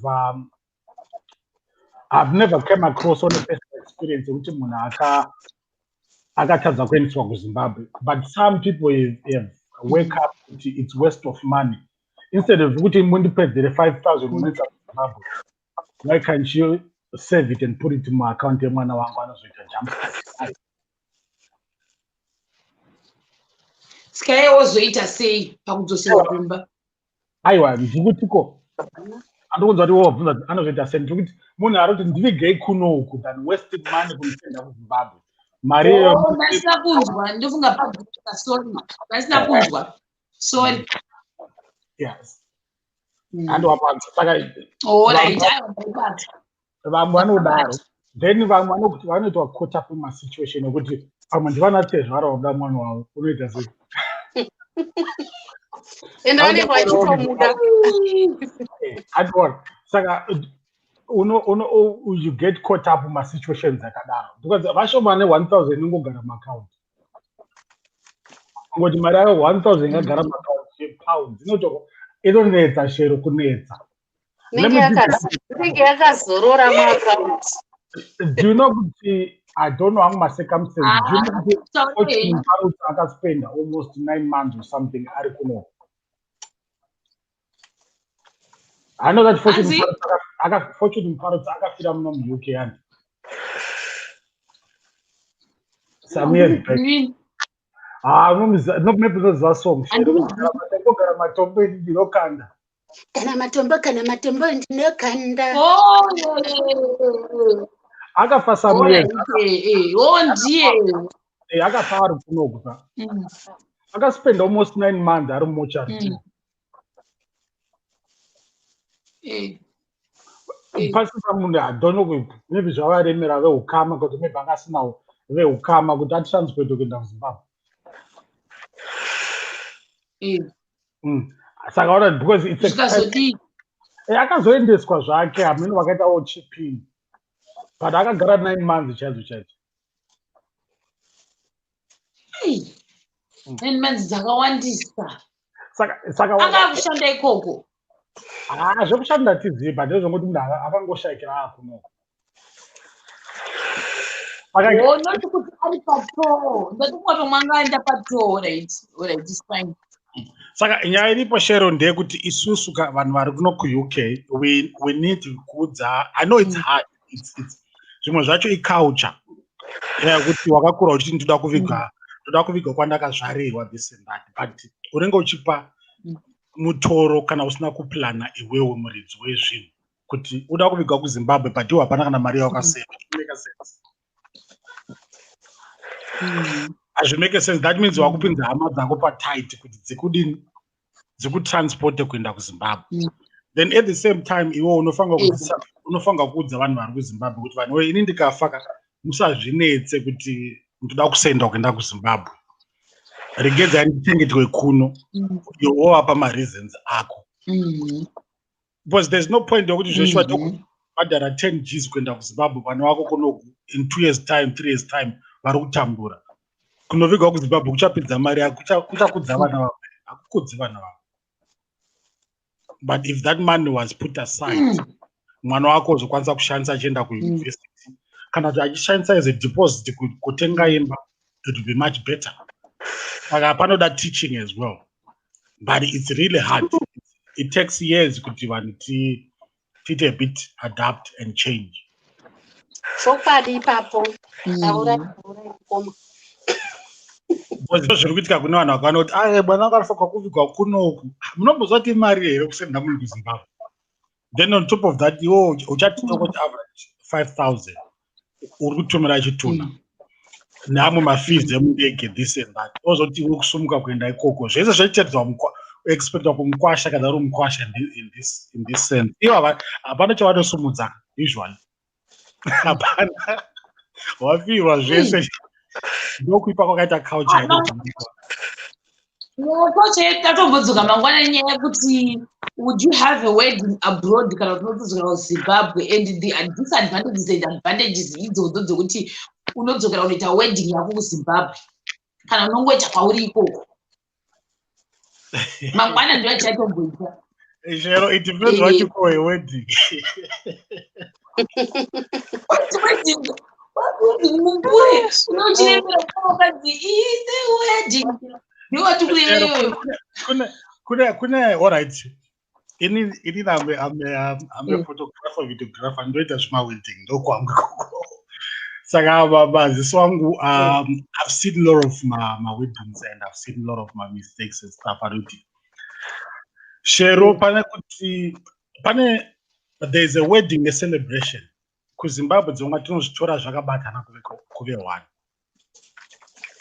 Mukaenda kwamajestri mukaita muchato wenyu, it's a wedding, iyo yakatogara cho pasina vanhu 20, it's a wedding. And kunoku vanhu kunoku hazvine, even kuZimbabwe, but Zimbabwe not kuti hatizivi, but tinozvibatanidza neculture kuti chero makanobatanidza kwamudzviti zvinofanirwa kutoita big maibata. Saka wedding necelebration izvi kuZimbabwe tinozvibatanidza kuva chinhu one, zvino stress. Because kuZimbabwe culture yedu ndokuti I don't know now, but pandakakura inini mukwasha ndiye anobuda zvinhu zvese most of the time. And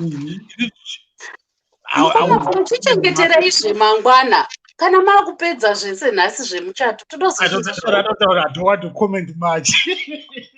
nemakupedza mangwana tozonzwe.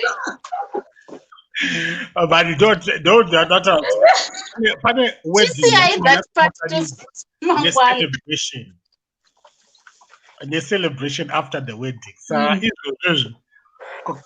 zvokuZimbabwe chaiva ndakakura zvaingobatanidza kuva chinhu one, very stressful. Because kunoku you can do the same thing ungozvibatanidza ka1, but also kunoku it's not stressful as much, but zvinokudya mari. Kunoku ukada kuita average wedding haisi yekuZimbabwe kuti Jack and Jill vanouya. No. Zvinhu zvakachinja. I've seen the progression yemaZimbabweans. Kudhara vanhu ma2001 kuno maZimbabweans pavairoorana vaita celebration muhoro, community hall. Kuno, but now vanhu 5-star hotels. But 5-star hotels, 5-star hotel you can unenge une number yako 50 people ndo vari kubhadhara plate. Uri kubhadhara each and every musoro wemunhu. So plate yako let's say with the average 20 pounds. What is 20 pounds multiplied by 50? Iri kubuda kwauri. And so you have to make sure, and unofanira kutodza munhu kuti mari uri kuuya here kana usiri kuuya, because kana usiri kuuya ukati ndiri kuuya usingauye 20 pounds yangu yaenda mahara. Rather reduce the number. Mari yangu ikuendera mahara. So on average, you look at an average wedding, you're looking at 10 G's. 7,000. We are almost crore. Unless I don't chat community hall, which comes in and I'm not sure I'm cookers in Zimbabwe, but Canada that community based a little bit. It might save you because Panama Zimbabwe charge nani community hall I'm 100 pounds community hall. Or so these are the things that don't deal as you know what are the differences in my weddings. I didn't know what I'm saying. The wedding. Because about that, usada kuti traditional ndidzo dzakazoto kuuya dzinewaiti yacho gauni komusoro komakeup komota. Ndikupa good example chef. Inini kanchukura ya wedding yako ande ndiri kutangira from 500 pounds.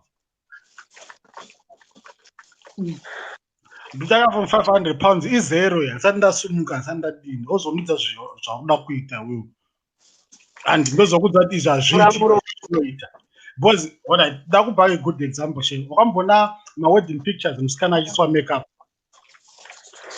mukadzi wacho handi ari kuswa makeup kuma-5 or kuma-6 ini photographer ndofanirwa ndiriposva. So that means they know now for mchati wangu kuspenda kuvote ndiri papo. So kana ndichacha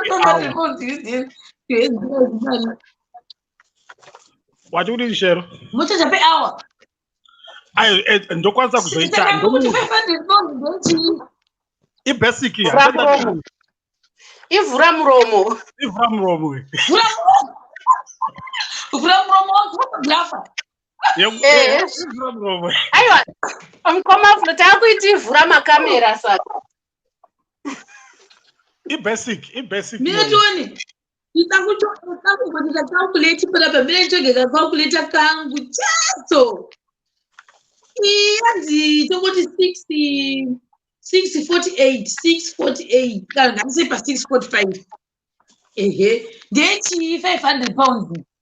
Yekunguva ndenchiwa kuzoita basic kuti monza kuti time dzakati kuchechi ndo ndokutora ma-pictures mozoenda kana moenda kupark kana iri first dance nema-speech that's it. But varongedza makamera uda kukopera wedding yanhingi kuti ndida kutora ma-picture ndichiita makeup chichi zvale ini ndakufanirwa kumuka same time uchamuka ndakurova pe-hour manje on top of the 500 per-hour. Another 500. Aiwa ndokuti handida kupa basic yangu kuti ndizokava zviri basic it's 500. But kana order zvima-extra izvi ndakuzokuchaja per-hour toagreea kuti per-hour or flat out yekuti toagreea on a certain fee in total. Saka kana iri ngatidzokere per-hour kuti kuma-flat fee angonzwa kuti per-hour saka per-hour pamune chirava kuti ndaita 6 hours ndiri pamuchato wako here saka inenge akuti 500 ya basic yaiya then plus kana maweitana kuti per-hour saka per-hour mune makuti chii for example 20 pounds 10 pounds 5 pounds. Zvodependa kuti nework yaruda kundisira kuti yakamira sei. Mara unzwisise shero. The cheapest yamakambochaja mari. The cheapest. the cheapest and like a charger. How much? I think it was The almost hour. about I think 15 or 20. Okay. That's fair. Saka mozoita ma-hours mangana about 6 or 7 hours uripo. Kusvika muchato wapera kuti wa. Kusvika muchato wapera because anti zvodependa kuti iwo muchato wakoda kuita sei. Lese tatanga kuti handa kuti basic 500. Iwo zoti ndiri kuda ma-pictures ndichirwa makeup. And you know the development of makeup here.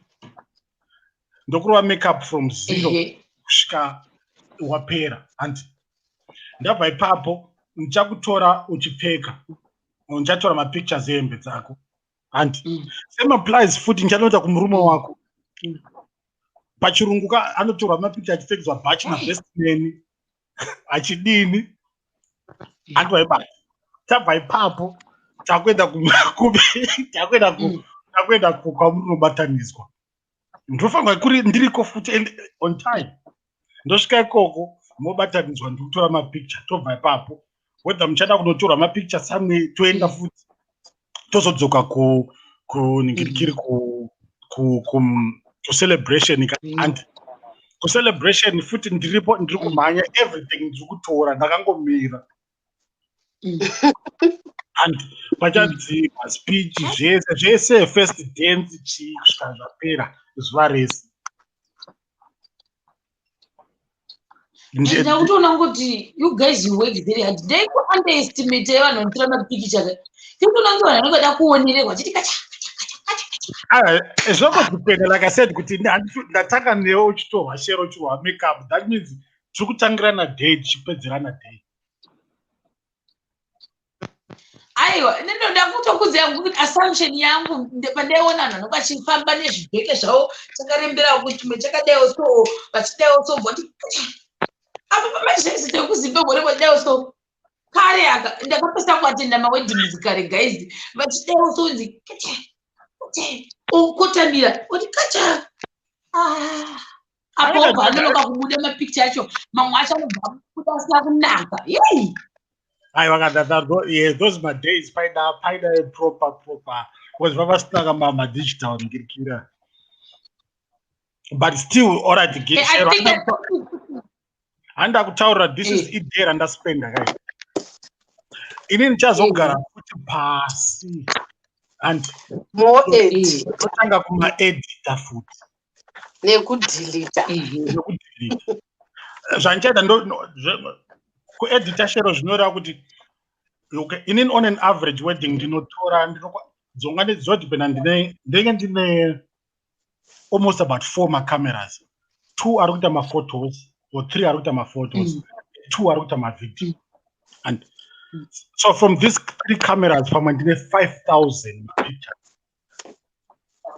And chagarira pasi one by one ndichiti iri video muri kuzvifambisa sei? Handi munhu ari kuda zvese. Handi uri kuda zvese reshero. Kamune muri 2 in 1. Aiwa no ndendisiri 1. No ndendisiri. Kamune helper. Ndendine vanhu. Oh. Yeah, makes sense. Yeah. How do you do that? Ndindirozogara pasi as the main editor. Ndoita go through those 5,000 photos. Saka ndinoita nokwanisa kuti usually ndinotadza ndikapedza kushuta ndikasvika kumba handigoni kurara. Ndofanira kutombomaona ndonorara ndomuka makuseni ndopika ndofungidzira ndomaisa paside ndombobva padeni futi ndodzoka kuti ndite my mind refresh ndodzoka ndokuita go through until ndapika and know these are the best. Ndamapika ndomasiya paside ndogara maybe 2 days. But zvinoitika ndikaramba ndichimaona ndinomisa madetails kuti pane pamwe kuti pamwe munhu anenge akasonja ruoko picture yakanaka but ane sweat muhapwa. Never kwakubvisa sweat yaya. zvangiri Aitwa zvona. tuyozotsvaga basa here nhai mukoma flow muri kumaraini kwafuka Shero, the worst one there would be Vaskana, please, musatipfekere matights in front of the camera. Our camera can see through sometimes. Oh. Yeah. Areke rakanaka picture but tikuona zviri mukati hatichakupi photo wemapictures. Oh, like mukurati patinopfeka madresi edu ekuperekedzesa tisaise matights muzasi pamuti. Alright. I don't know kuti kuZimbabwe kana experience aunayo pano madancers pano vaperekedzi kana madancers and vanonochinja usually vasikana kuno vanopfeka matights matights eblack hair. That one our camera can see through. mukoma flow kupfeka matights muzasi but wopfeka dress pamusoro ndo zvamukutaura nditi. aiwa anenge asitorina dress pamusoro anenge aine katshirt Anenge asitorina madress ake pamusoro. Remember anenge akapfeka tight anonzi maleggings maskin tight maleggings ne-long shirt handinenge akati deribe shirt but sometimes inondirikira Ndo zvamuri kutaura kuti vanondochinja vaivawo yakapfeka matrausi kana kuti zvimakato zvimaleggings nemalong shirts. Yes. Saka manje kana ari matights uye anononga. Zvinobuda wachi kudini manjenjeja mezvauda kuvhura ndati izvoni inebva yaita picture yanonzi yemuramu yemunin'ina womuchati anobva abvunza kuti kwenina ndinombotorwa mapikicha sei apa yabviswa. Saka patinoti mhosva yemuperekedzi here kana kuti mhosva yemuridzi wemuchato akapika matights. No, I think vasikana vanozvipikira matights but they don't know type. They don't know kuti especially kana munhu akapfeka ningirikiri white shashiko white Tight white. Shashiko white ozoita maleggings acho black pamusoro. Shashiko. All right. Kutodzidza something I didn't know. Kutodzidzawo something. Zvinobuda. Saka mangwana kuti zvodipenda kune mamwe matights hanzi pane mamwe ari thin haana mucheka uri thick. All right. Anosiyana zveshuwa ukachokwadi. But munhu anenge asingazivi mema kumapenda. Aiwa pana zvandoita handitotaridzi muridzi wacho handitotaridzi nongodelete.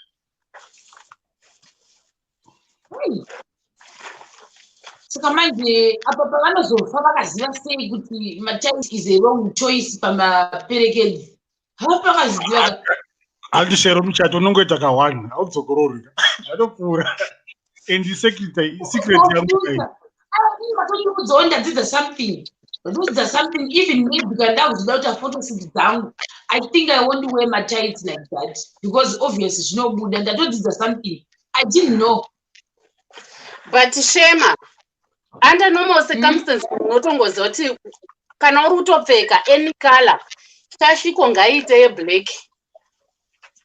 Aiwa ndikuti ndatodzidzawo something panapa in terms of maphotos namapicture kuti matights ari pamwe maphotographer azondudzi naiwe Chema zvawakapfeka izvi even remember it's patinotora picture andika tiri kuona from that small screen yecamera but ini ndasvika kumbaona ona zvakaita studio mazi screen mahomba andora ndakuona big very very big saka zvamumaziso mangu picture yaho ndakunyatsoona maakuzuma ini ndakutotiza maakuzuma ini ika munondakidzwa kumaekera mapikicha kwenyu guys. Vane musanzo vandivava ndakamboita musoro hove yakanetsa ndakakupa mari yehove hove dzadyiwa panapa ishoma.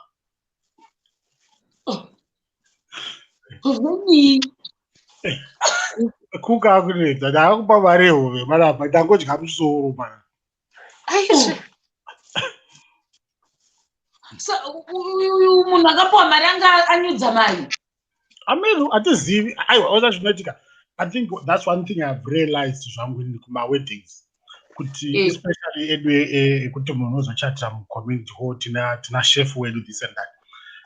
Fish vanhu vanofara fish steering especially kuno vanhu vakawanda maZimbabwe tinofara tilapia yakada kufana zviri musame group nebrim kuno vanonzoti tilapia. Saka vanhu vanoita ikangoiswapo 2 minutes ikangodaiswa kuside yatoenda. But vanhu vacho havadi musoro kuzi ndakatomboenda kufunction tikangoona muine misoro ndikati asi fishi dzangu uri misoro vanhu vanenge vatora the other parts havadi musoro. Saka ukazoita munyama uri webaba vemuchati wapedzisira kuya ubvaona muine musoro hazvibudi. Saka inonzi tilapia guys, do tilapia. Especially in West Africa, vanoti tilapia, but in Zimbabwe I think tinoiti brim. Dziri same family. Brim kungotenga fish chete, nothing else. Chuku dzinondityisa ndingodzitrust. Auzitrust Shemaka. Yeah, Shemari, right? Even kuno vakawanda vaidye because vanotora seshiri yemukombo because dzinodya anything. Vanodzitora sechi? Seshiri mukombo. Shiri mukombo noziva here majeje? Handidzizive. No, shiri dziya dzemukaodya sadza.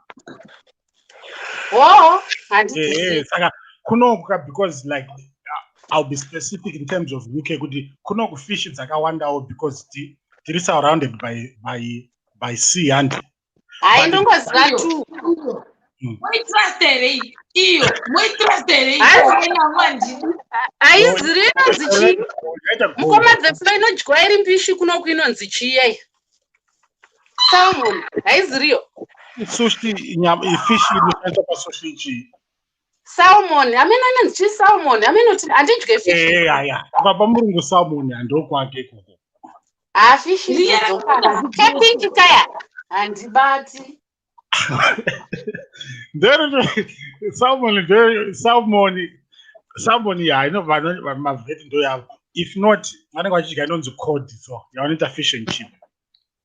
Salmon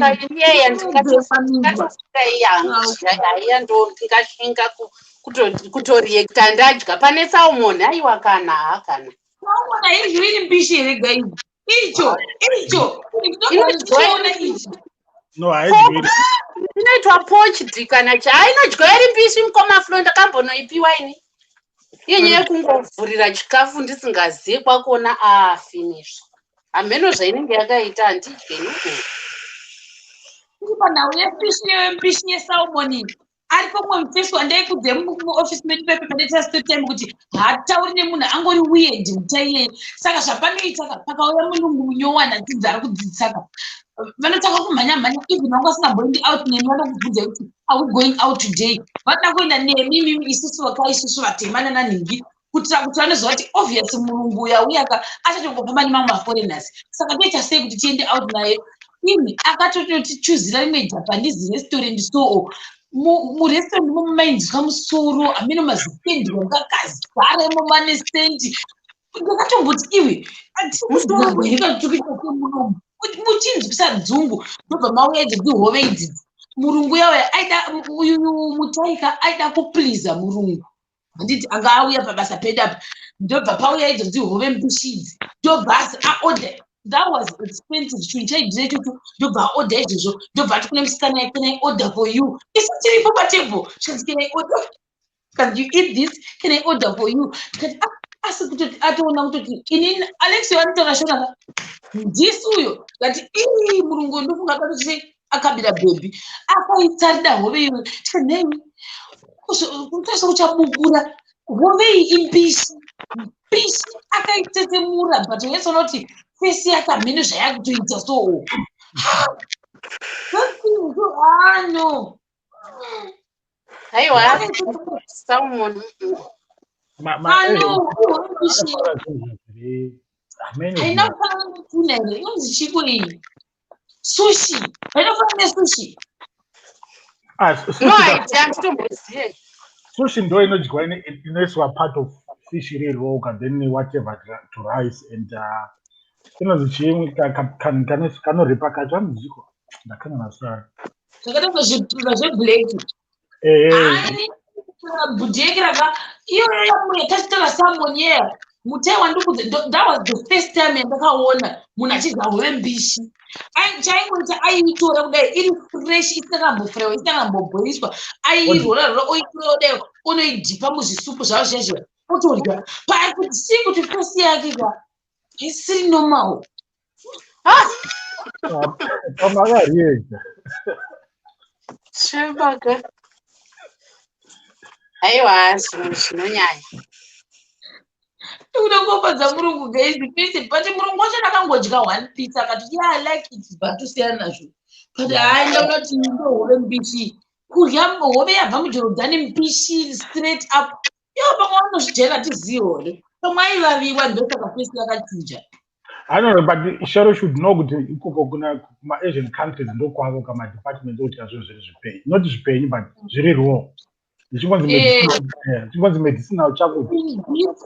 Beef aibveka beef inenge ichobuda ropa vatorya vanongodaiwo vanotobudisa votanga kutorya ndakamboenda kumwe kumamisha vavabika beef yakadero ichitonasa kubona ropa kudai vachitorya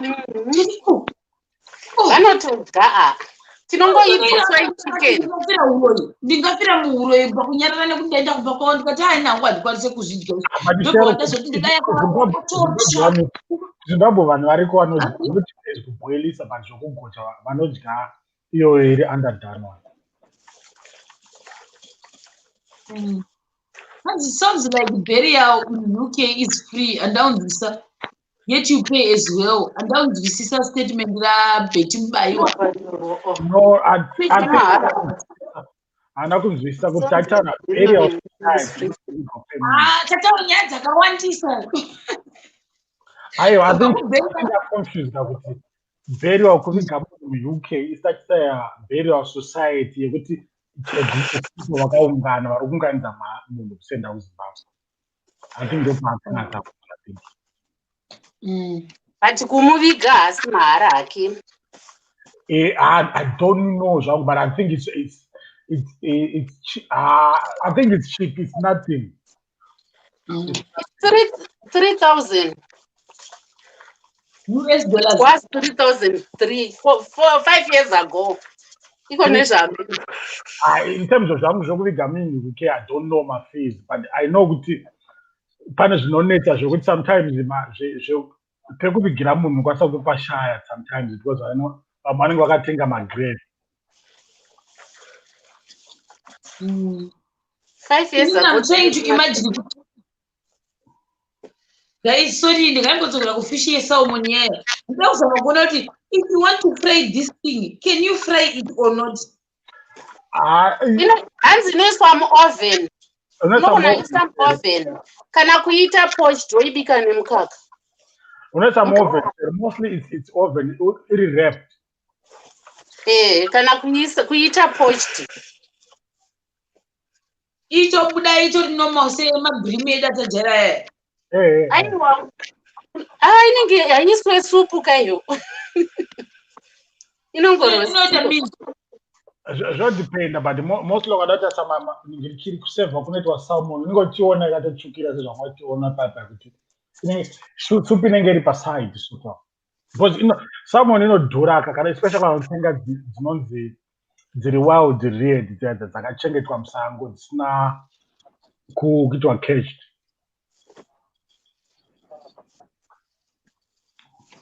Inodhura ndiri kutoona panapa online chapa kwada kuorder kuti svike pamba iri kuti 369 about $20 per tray.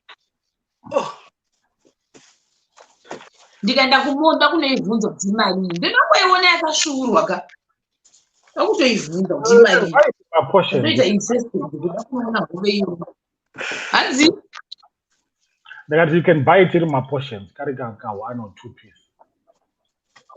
Una experiment.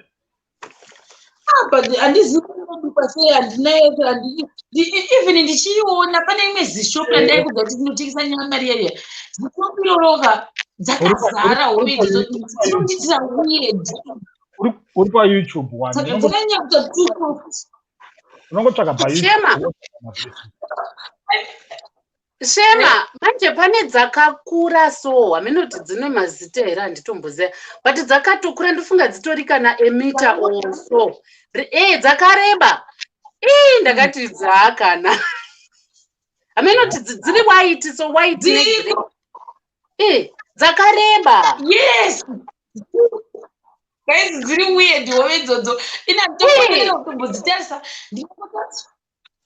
ndinoenda kukuganda randajaira uku rakaita mabhirimu idzodzo ndini chiti ndikadzitarisa ka ndobva ndaona kunge ukada kuzama kuisa mupoto inosvika ikanokwedza kana kutobuda yotanga kusvima ichitenderera mumba hamino zvadzingoriso dziri ende dzakareba zvokuti ikabviswa musoro unogona kutongofunga kuti inyoka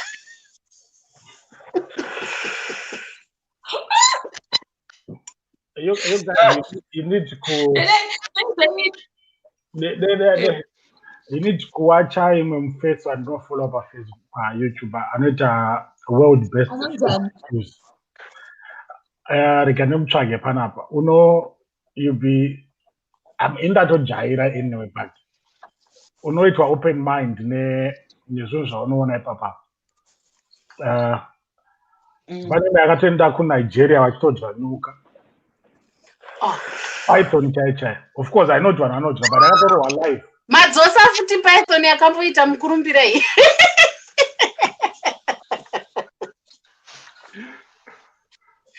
Musadarozve. Panga kwasviba zvakanaka. Hapana unozimuka chipo nayo. Hapana zvainoita. Aiwa, maya. Ora rikaita kwasviba bho. Totara gatara kusoro gudu. No.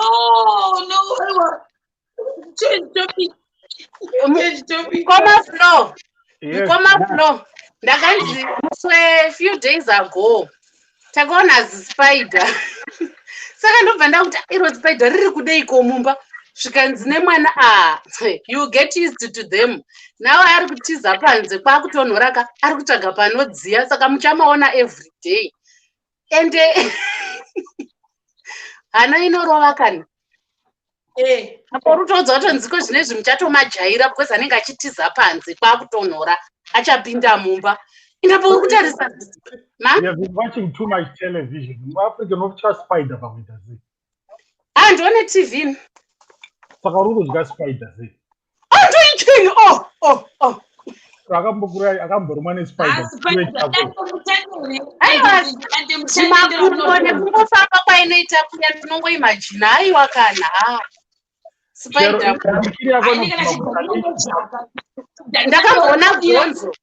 Handimoziva zvinoita gonzo. Gonzo handinenge ndichimboti nzvenze ukatarisa kudaona pane kati nzve. Saka ndasingazoti gonzo. Ndikati panapa maita nyoka. Ndobva ndafonera fire brigade. Ndobva vauya. Zvikanzi chii ndikati I don't know. Ndakangovafonera. Zvikanzi chii ndikati I don't know, I just need help. Ndobva vauya. Vakaritsvaga. Ndakamira kudhoo. Kunasingaziva kuti chika ndaingoona kanhu kari kungofamba kudai nezimuswe ndikati nyoka. Ndikati pamwe pana ane nyoka yake yamutiza mumba yauya mangu. Help.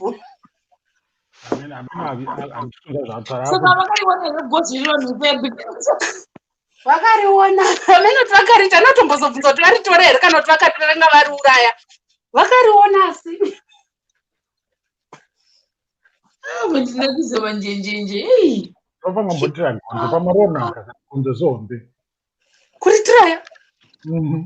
Ndofarira mbeva. Asi ndangoripiwa hangu. Asi pakudya mbeva paya tinombodya makonzo. What's the difference? kana zvadiko hatizi hani vanhu vanongochaibwa. Ndozvachoka zvandinotofunga kuti what's the difference between gonzo nembeva? The difference I think ndeyekuti gonzo rinogara panogara vanhu, mbeva ndoyemusango, ndizvani? Aiwaka, ko kana zvabikwa tichaziva sei kuti ichi ndechepavanhu ichi ndechemusango? But ndichalidzize kuti gonzo rete vana hobho papa wako achimbomhanya-mhanya munomapedza ese, but mbeva dziri musango. Aiwa, sikano zvandiri kuti hatina kumbomadya here makonzo, kwezi hazvina musiyano kazvinhu zviya. What's the difference between ndofunga zvongooneka kuti impera igozve nemazino zvinenge zvinooneka futi hazvioneki nemazino. Shema, wakamboitarisa mbeva uchidya mazino acho iwe? Waitarisa? Waitarisa? Asinenge usina nzara, asinenge uchidyako usina nzara kuzotanga unanganidza mazino iweka. Mbeva inonaka zvayo. Mbeva inonaka, especially uchiita yekuba. Zviite yekuba. Dzakaomeswa kadzinenge dzakaiswa pamusoro pakakwirira. Shema, dzinenge dzakaomeswa kadzakaiswa pakakwirira uchingonotora 1 uchiba. Ndanga kuzorora manje dza1 AM kunoku. Handiti Shema iwaka 1. Homeboy mukoma flow. Inodya hembe. Homeboy mukoma flow. But kana yavhurwa zvichaonekwi kakala. Handione wabikirwa, unoziva sei? Uriwo kupi manjenje uri homeboy? Ndiri kufama capital city yeScotland.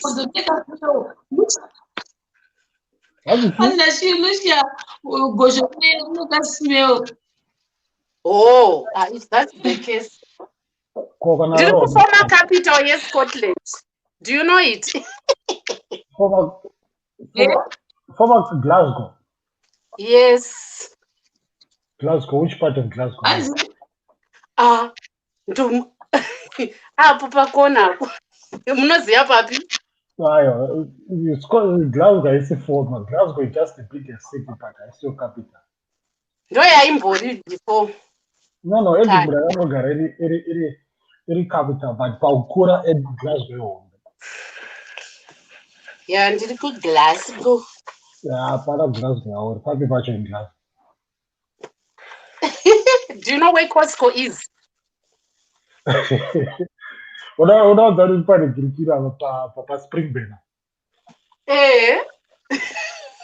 Which street is in Papa Springbank? PY number na Shema. Imi?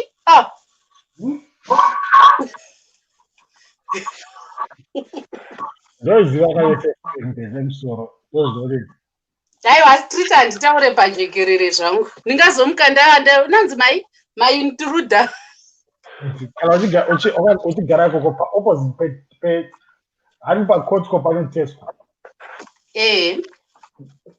Besides opposite Tesco pane nechi.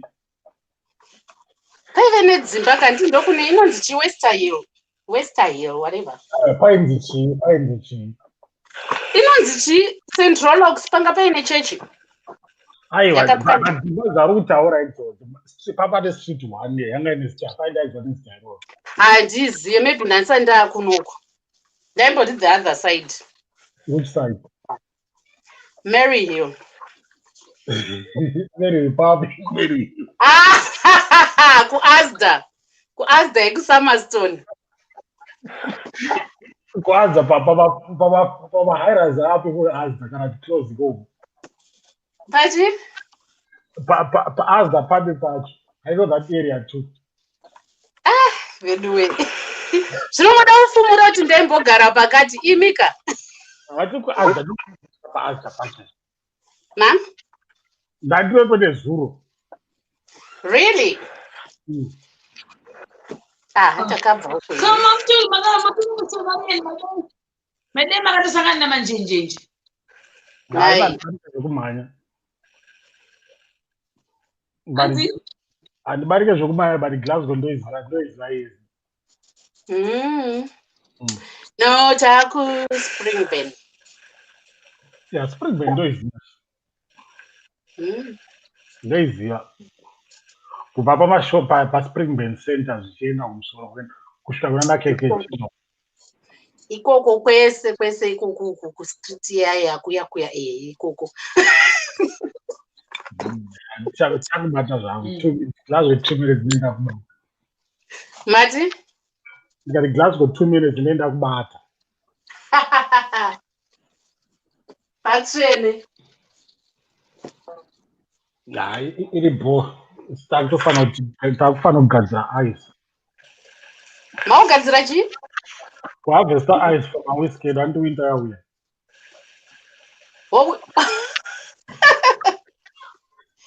Chiregai. Saka Shero nditsvagirawo kamutai kekuroora. Shero afreeze.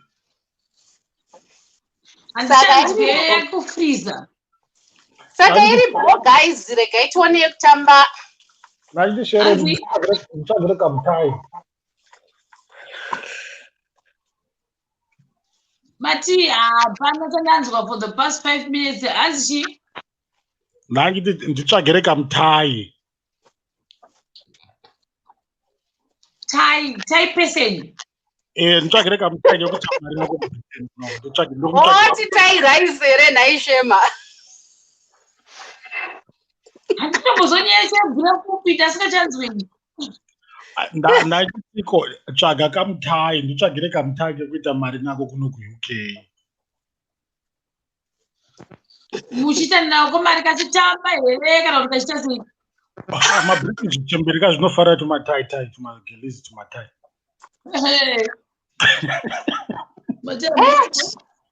Zvandinoona ini. Taita pwere, regai tichibva taita pwere isu. Vatanda mari, vanhu havanda mari, kwete zvokumbota zvemanyeba, kwete zvokumbota zvokumbonyeba. Vanosara vashumbunura munhu akasara ati hwe. Vakajaidzwa naiwo mawesterns anouya kukatsvaka twana vadiki. Pane mumwe aitori nemurume anga akaenda kuholidhe murume wacho hameno kunyika idzodzodzi kamukadzi kako.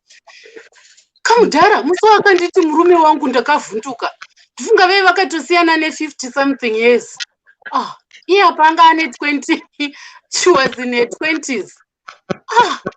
Takavhunduka. Tikanzi takatoonana kuholiday. Akandoti taanondida akatozondiroora.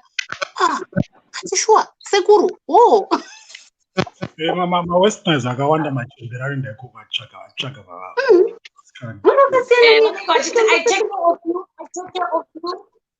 I take care of you.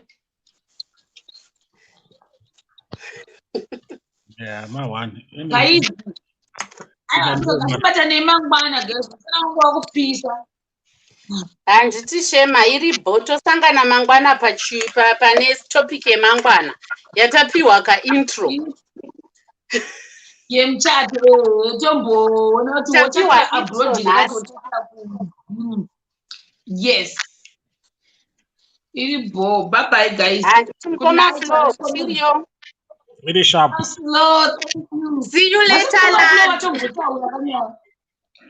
See you later, lad. Avaenda. Iri bo. Bye. Comment section. Good night. See you tomorrow.